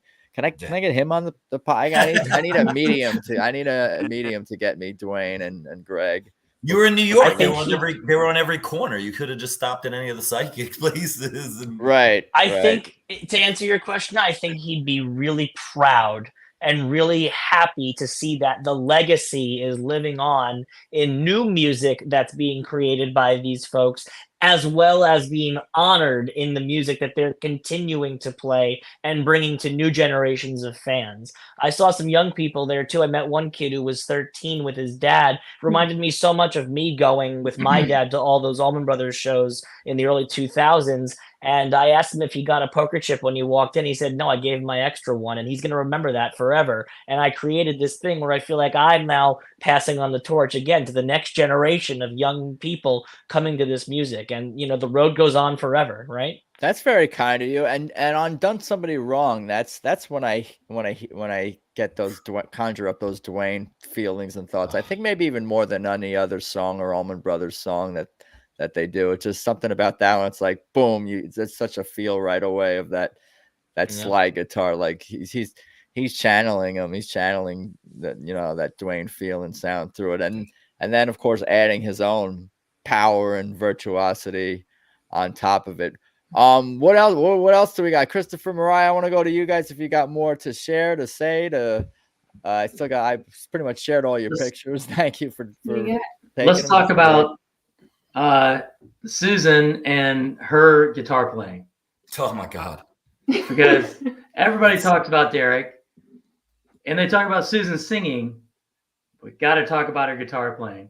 That first night, I wild. looked up. I One looked of the up that things- first night more than ever because I thought half the time it was Derek playing and it was Susan playing. And more I've been finding myself like, oh my, yeah, that's Susan taking the lead right now. Derek's playing a little rhythm, and it's unbelievable. I mean, from the Atlantic City show and then those three, I think it's more in the forefront than ever. Like the time off to practicing, it's showing. It's just unbelievable how she's good she's gotten. What song was some of the call and response stuff? And she had some amazing solos on Yes We Will and Anyhow. But what were you going to say, Christopher, as Susan guitar playing highlights? Well, so one of the things, like, she plays very cleanly, right? So she's mostly on either a Telecaster or a Stratocaster, and she's going into the super reverb, and she's not turning it up to, so there's kind of a sweet spot for really grinding that amp, which is about the volume about 75% up. But she's keeping it back more like 50%, maybe even a little less. It gets really warm, but it's not breaking up. It's not distorting. But what that's doing is taking any tiny little mistake and putting it out there at 110 decibels or more. And when you're playing like that and you've got that much volume and you make a tiny little mistake, it like eats into your brain. And it's very unforgiving when the amp is that clean. And it, in my opinion, takes a lot of guts to night after night with thousands of people staring at you to play that cleanly on solos. And Derek's right there next to her, shaking his head. No, you're not done yet. You got to do another round. I And love the that. pressure's When on. he keeps her He going, pulls it right? out. Christopher, he keeps her going, right? She's like, haven't I done enough? Haven't I done enough? Nope. And he's like, no. Yeah. And when he starts smiling and giving her the affirmation and she keeps going, it's just, I love that he's encouraging her to play more, right? To play more. Yeah. And the more of the call and the response, I was trying to think of, obviously there were several instances of that, but, and again, to be, in my humble opinion, she's having to play guitar on the stage with the greatest that's ever been, right? So, but he's also the greatest rhythm guitarist ever. He's the best support guitarist for someone else, right? He every time he brings somebody out there, he brings the best out of that person. Yeah. When they come out there. And how great has Susan become when she shared the stage with him for now, 15 years or whatever. Yeah. I mean, it's like she's gotten just incredibly great as a guitar player. There's I don't know if you guys heard, I stumbled across somebody posted there was a new little interview with them. Yeah, I saw that. Did you see that? And, Yeah. and Derek said, well, Susan's got a 1-2 punch. She can sing and play guitar. He goes, I'm just a single puncher. All I've got is guitar. Yeah. And she immediately replied, "Oh, please." Well, and on the dueling guitars, they done somebody wrong and they dueled, and I believe they also dueled on Keep On Growing. Get What You Deserve, maybe also, and Get What You Deserve, and Keep On Growing too. I know they go back and forth on that, and then for speaking on that interview that you said, it's like, yes, exactly. Her response being, "Oh, please," because Derek plays like a singer. So, yes, he can play rhythm guitar like no one's business, but he can also sing out a completely, unique melody of someone in church. And it's wonderful and fantastic. So, of course, he's got a singing voice, but it's on the guitar, not, vocal. He can hit the low end on the slide like Mark's on the low end vocal, and he can hit the high end on the slide like he's Alicia on the vocal. Exactly. And again, sometimes I don't know what I'm hearing. Is it is it Elizabeth? Is it Susan? Like, what did I just hear? It's such a smorgasbord of amazing sounds. You know what it makes me think about? Because we talked about this way back when, and it's even describing you and when you were when you met Susan and Derek in the sushi restaurant. Like sushi, these rolls are so many flavors combined into one amazing, tasty thing. And that's really what this band is. It's a lot of different flavors combined into one amazing thing. I actually have I actually have an analogy for that where it's basically like a cake, right? Where all the ingredients in the cake, you have your sugar, your flour, your eggs, all these different things. But when you eat the entire cake, you taste this whole meal. But with this band, that you can individually hear each ingredient of this cake because you can hear the horns in their own little section, their frequency space. You can hear the bass in his own little frequency space, and nobody talks over each other in the sense that, like if Alicia is soloing somewhere, Derek's not gonna, go over there. He's gonna support her with a harmony note, or he'll bring her higher and she'll go higher, and vice versa. And they won't step on each other's toes. And I think that's in part due to Derek's arranging and live, directing. As you can see, he's a great band leader, and he allows for all of these different flavors to come through while still allowing you to take this beautiful sound bite of this wonderful cake that's got all these fantastic flavors in it. So that's how I think of it. Soul stew. It was Yeah, soul stew. You mentioned we hadn't really talked about Brandon on bass, but man, he's fantastic. Such a young guy, and his bass playing on Dreams. Oh, dude. Barry Oakley in the Alma. Probably, as good a bass player as ever was. His bass part's so dynamic, and Brandon just hits a lot of that beauty in the Allman Brothers songs. I feel a lot of that from him. He's awesome. Oh yeah. And Gabe, and he sounds like Greg Allman more and more every show. It's incredible, right? I said one time, I said to Gabe, did you ever think you'd be in an Allman Brothers cover band? And Brandon goes back. Brandon goes back and listens to all of these different versions of these songs that Derek has recorded on with the Allman Brothers and things, because he tells a story, of one time they were going to play Allman Brothers band song, whatever. He goes, "Oh, which version?" Because there's so many different versions of things. He's like, "Well, do you want to do the one from 2010, one from 2007, one from 2004, where it sounded more like upbeat like this?" And he's like, "Oh, yeah, it did sound like that."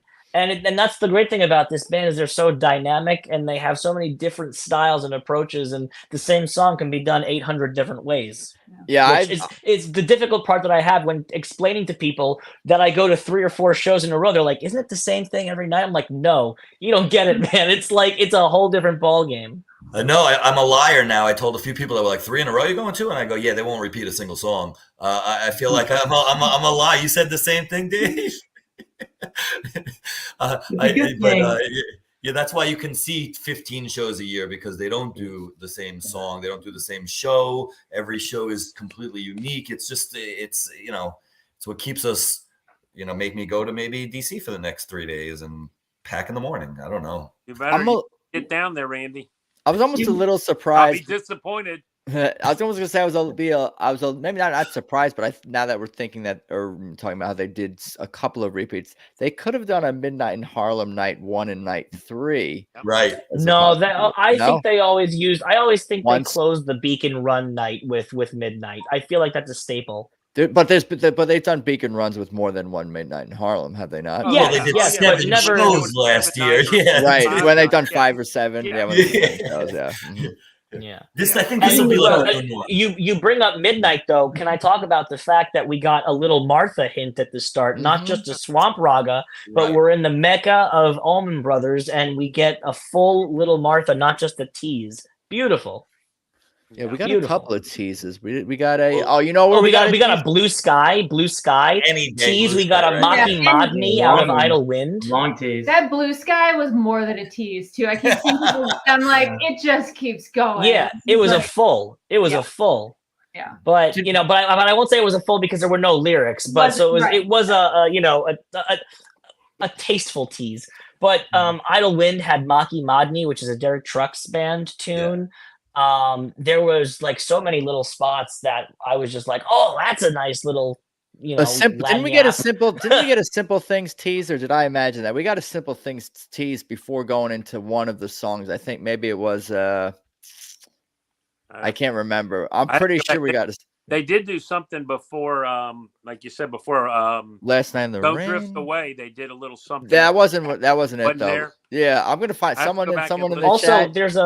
there's a little tease at the start of Part of Me that Derek has done, and that tease is actually a little intro that you hear on one of the songs on I Am the Moon. Yeah, I can feel you smiling. Smiling. Yeah. Yeah. I'm sure they're going to play I Pity the Fool in DC. I mean, they didn't play it in 3 nights in Beacon, and then the climate they did. You know what they might? Yeah, but it You're seems saying like the right political climate for that. They usually save I Pity the Fool for that. You're saying they were going to play more Dead songs, right? After Dead Ahead Fest? I'm thinking they might play Ship of Fools. I'm thinking they might play Ship of Fools in DC. Oh, I love not the Doors song. No, the Grateful Dead song, Ship of Fools. Yeah, I just saw Grateful Dead, Ship of Fools. Yeah, it's amazing. So I feel like that would be an appropriate DC song. I want to see them do Ruben and Charisse as a Jerry Garcia song. I think Susan would obviously just, I mean, she's already ruined Sugaree for me for the Dead now. It's better than Jerry Garcia's Sugaree, like the full Sugaree that she does. She very rarely does it. I've seen her do it maybe twice in its entirety, the whole song, not just the After Angels. But amazing. Amazing. Mariah, you say it's a lot of words. It might be a Gabe Susan song where they'll split vocals. Yeah. Was it the first time that we heard Susan do all our start Had to Cry Today? Because I think Gabe has done the majority of the vocal or all the vocal on that song. Or did she get a little more vocal with that this time? I'll have to check my records on that one. I'll consult the book. Yeah. No, I think Gabe usually has done either all of the vocal or the majority of it, where she definitely started the song this time. I'm not sure, but they definitely shared it over a period of time. What else? Yeah, what else we got, guys? Well, another Deuce is Wild. Another Deuce is Wild that came was 2 Derek and the Dominoes tunes, one right after the other. Bell Bottom Blues and Why Does Love Got to Be So Sad? That was a moment that Why Does Love Got to Be So Sad? I can feel that, especially towards the end with Derek and the outro. Yeah. Like the crowd really vibed. Like I can't, in terms of like a slower, almost like quieter, meditative moment during the weekend. That kind of like, I think people were really feeling the Why Does Love Got to Be So Sad. Like, no doubt. I threw those on my set list for the morning of when we did it. I threw 20 songs on. They played 14. I was feeling pretty good about my list. You created your own set list? Well, no, just the ones that I think they're going to. I told you my wife and I will do like what we think we're going to hear tonight. And that after the first 2 nights, you eliminate a lot of stuff. So it's much easier. People think like, oh, you're brilliant. It's like, no, it's just this is what they're having. But you're writing this down or typing something up? Oh, we're in a hotel. We're writing it down. I'm not typing anything. Nevertheless, it's on paper on a computer, I guess is what I'm asking. It's more than conversation. It's on. Exactly. No, we both took our time over an espresso at the hotel on the nice overlooking the city. We took a good hour each with our picks. And I had both Why Does Love Gotta Be So Sad and Bell Bottom Blues on there. I just had a feeling. I love the energy of Why Does Love Gotta Be So Sad and show. It's just incredible. I've heard Bell Bottom Blues a million times, just not nearly as like energetic, but who doesn't love that Clapton joint, I felt the Saturday show had a lot of Deuce's Wild themes running throughout it, because a Song for You is Leon Russell, Space Captain, also done Mad Dog's Englishman, Leon Russell. There's a pair right there. You're really onto something, Zach. I didn't really think of the 2 in each. I don't know. I didn't really put more of the Deuces Wild together that like this maybe. Yeah, what does it actually mean? Is it 2 covers they haven't done in a while? Is it just 2 songs by the same I think artist? it's just things in pairs. I mean, Get What You Deserve is Derek Trucks band. Swamp Raga is like, damn thing he's done with Derek Trucks band. So again, you've got two of those there. Allman Brothers was Little Martha, Dreams. Again, I'm going all within the same set. So, you've got Mr. Charlie, Sugaree. Like you did mention, that is 2 Grateful Dead songs in the run. So there are a lot of pairs here. And I feel like theming is one of the things that they absolutely love to do. And it's really fun to play the game along with them and see what's going on. And it's getting me excited for, if you look ahead at the schedule of the shows too, a lot of these shows are in pairs, or if they're playing in the same city, there's 2 days in between. Look at Boston, right? October 1st, October 4th. In between there, the 2nd and the 3rd, they're off. deuces, right? So everywhere there's pairs going throughout this whole thing, and I love the theming, the fact that they're sticking you can to only it. get 4 shows, so you got That's right. Yeah, exactly. Portland, Multiples of 2. Seattle, you know. Yeah. We're all There's Whatever a you 2-day want it to pass be. option, right? I mean, yeah, it's great. Dave's been to 104 shows, so that's multiples of 52 pairs. Right. You know? Listen, the numbers game isn't just left to the Swifties, okay? We have numbers here too.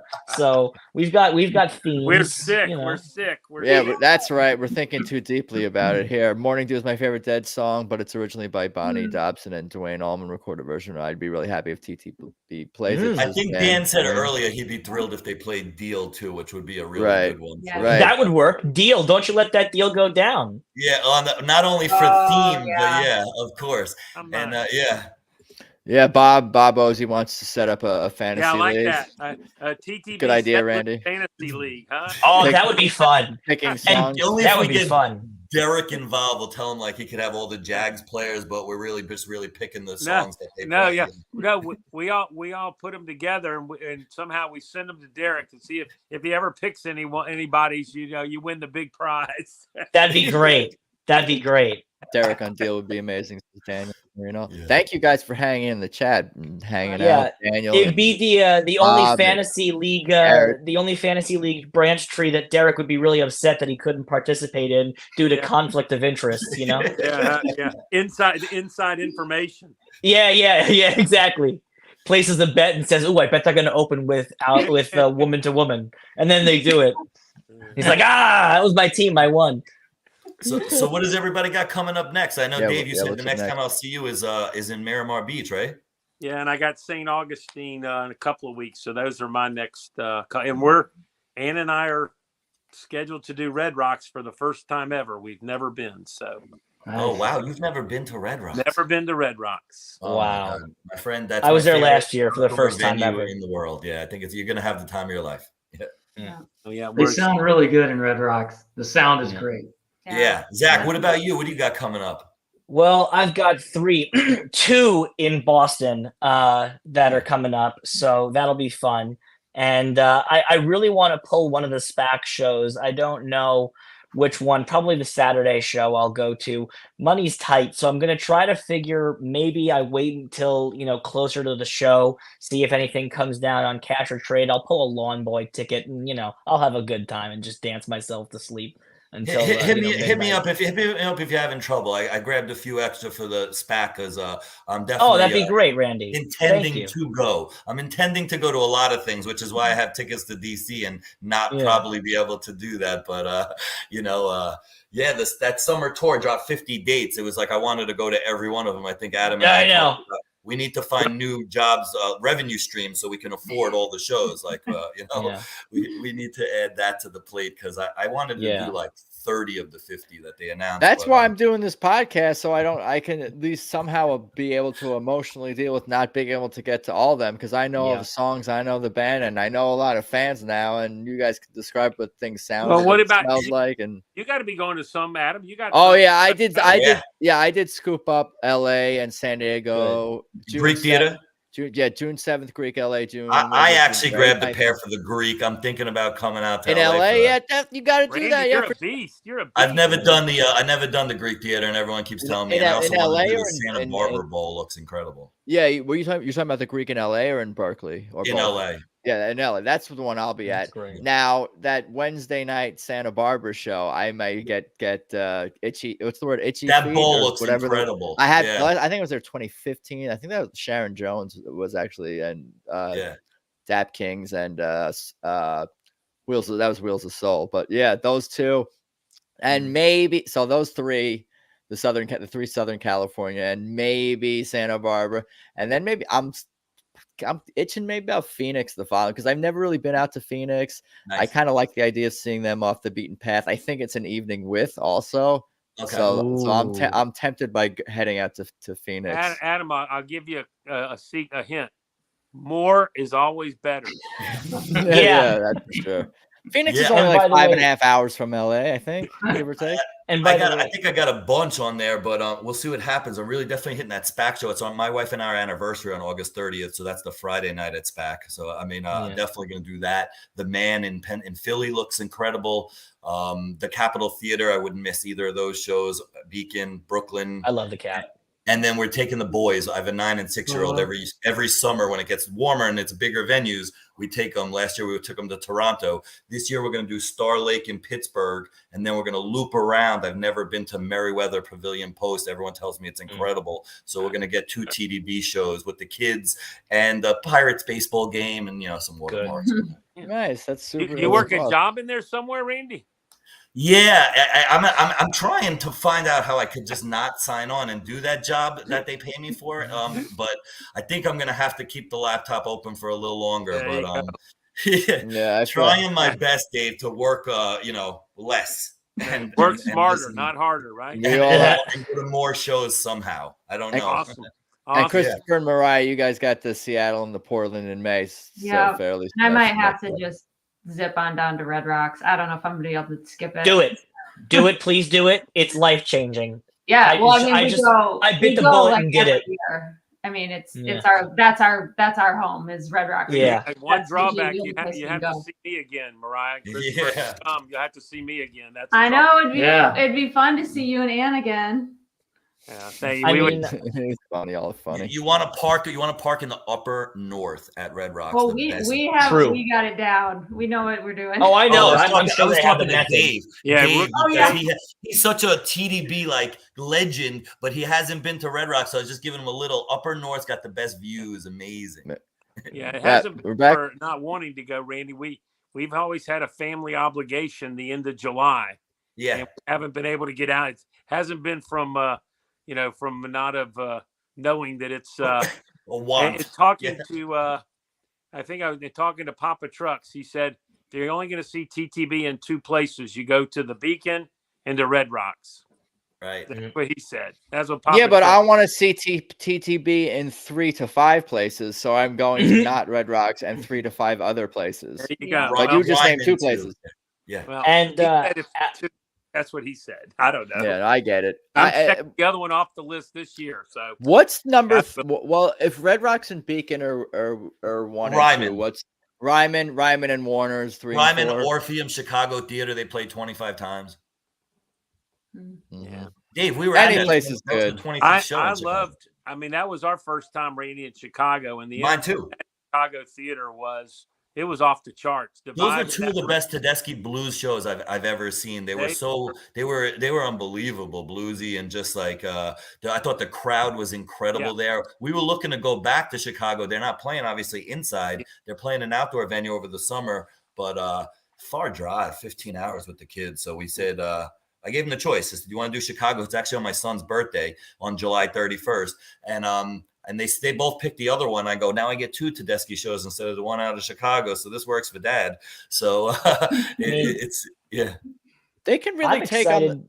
I was just gonna say they can really take on the personality of a city and really whether they're playing in the Deep South or in Atlanta with the Allman Brothers, or even in New York with an Allman Brothers tradition, or more in the Chicago blues tradition. They can really dig into and dive into the feel of the city, and it's just another testament to them how much they're able to be amorphous as a band and be able to adapt to whatever environment and the vibe of the city. It's just another great thing about this band.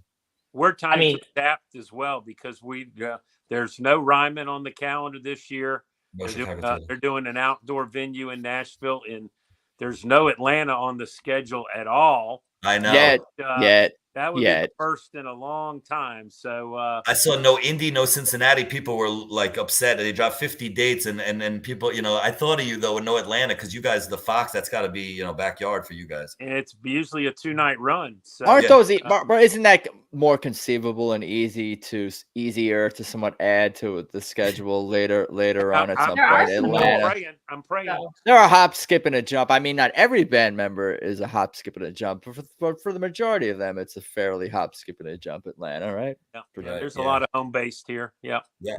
I mean, I'm really excited about the fact that they're going to break out of the Orpheum in Boston, and then they're going to try MGM Fenway and the Wang at the Botch Center at the Wang, because MGM is a whole open space, and I'm excited to see what they're going to do in there. And as for the Wang, again, that's like a more open style, vaudeville style theater, kind of like an old style theater, and but easier to access for them, and can hold much more than the Orpheum too. So I'm excited to see what kind of different energy they'll get. Plus Boston being home of the blues up here in the Northeast. I have a feeling that they're going to just absolutely kill it. And I'll have to come back on for that show, Adam, because I'm going to be taking some backstage photos as part of the Bobby experience. Yeah. I treated myself for the first and ever time for this. I'm going to get that backstage with Bobby. And I had to clarify. You have to smoke on the Bobby experience? You have to smoke with him? Hopefully. I think that'd be nice. That'd be nice. I've given him a couple of joints before in the past, and it's real good. Allegedly. Yeah, allegedly. But I'll have to give you some insight on that backstage with Bobby pass. And it's funny, I have to clarify for people, it's not Bobby Bobby Lear, okay? They should They should say Bobby T's sound. They should. Whatever his They title should. is on the thing. It would be helpful. I mean, we all know. We all know. We all know who Bobby is.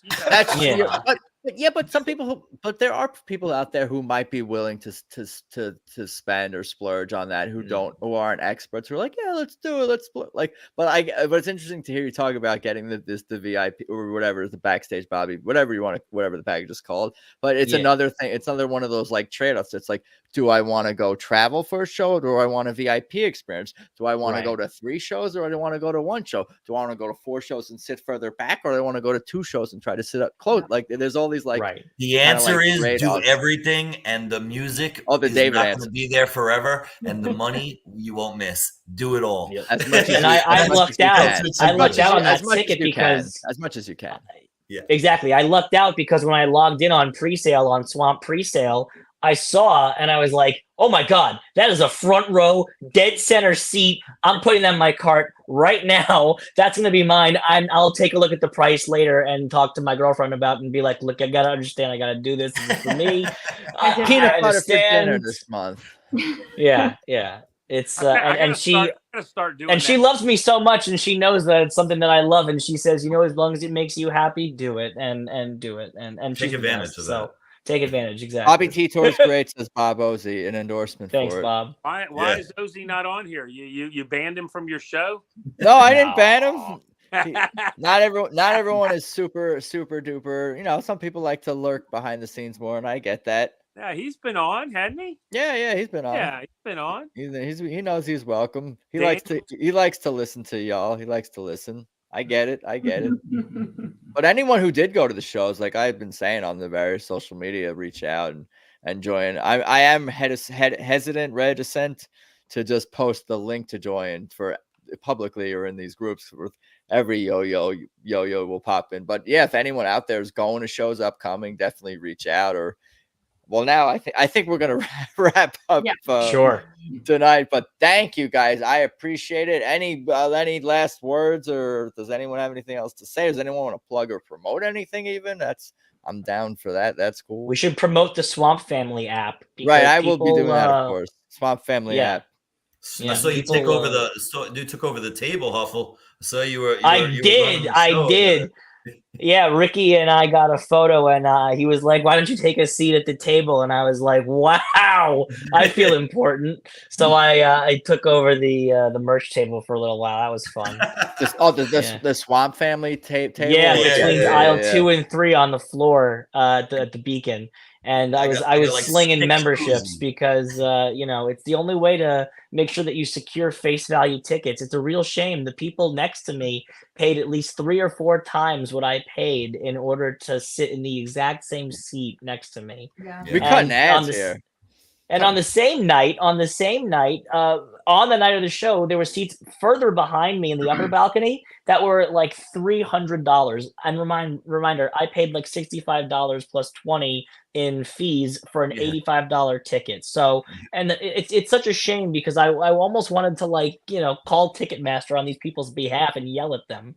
It's the worst. So if we can, please, people, get the Swamp Family. It's worth the $40 a year. I swear to God. If I have to shout it from the rooftops, I will. Mine expired on the day of March 1st, so I was like literally re-upping at the booth on my phone. I'm like, maybe I'll just do this later. But it served as a good reminder to me. They should let what they should do. They should make it like I don't think it automatically renews. It doesn't. It does. You can. Well, they used to have an auto. You could opt to auto.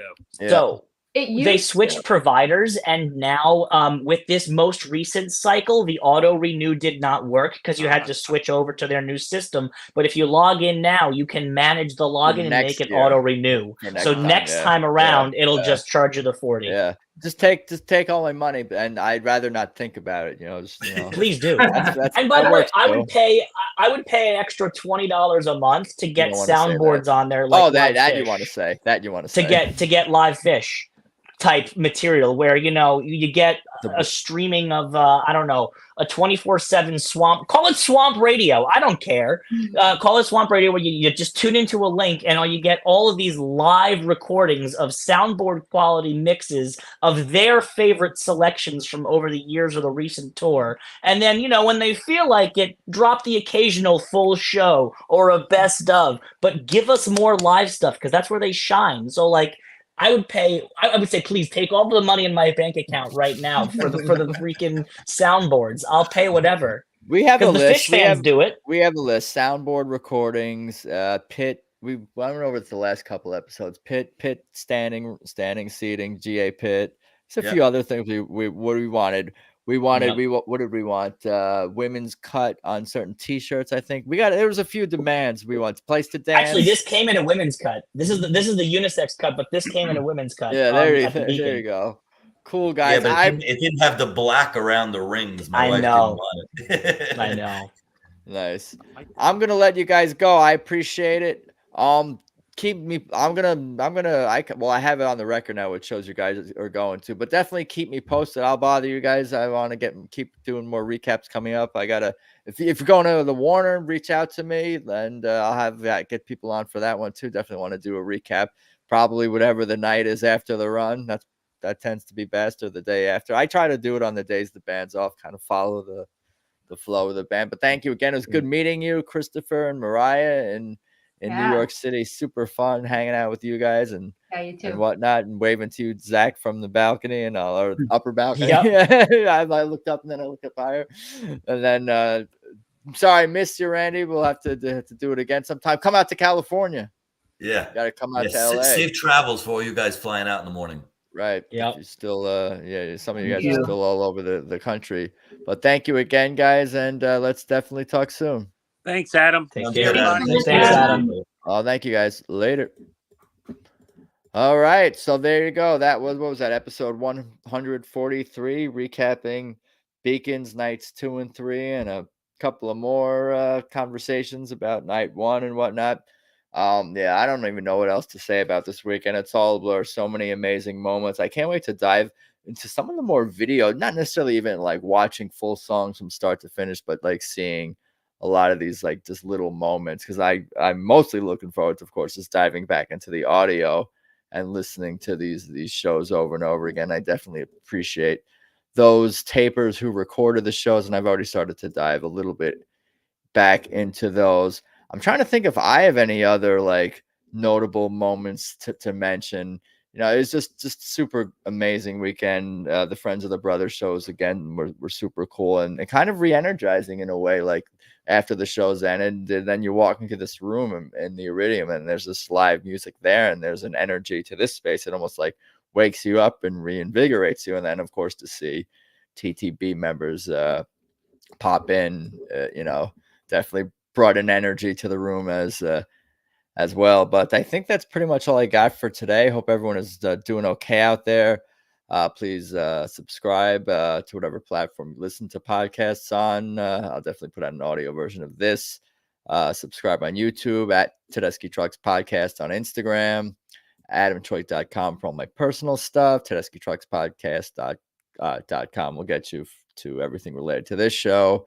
TedeschiTrucksBand.com. That's the band's official website. Definitely scoop up tickets to upcoming shows. There's a lot of dates, of course, as we discussed, upcoming this year. Buy merch, peruse the website like we were also talking about. Definitely join the Swamp family, download the app.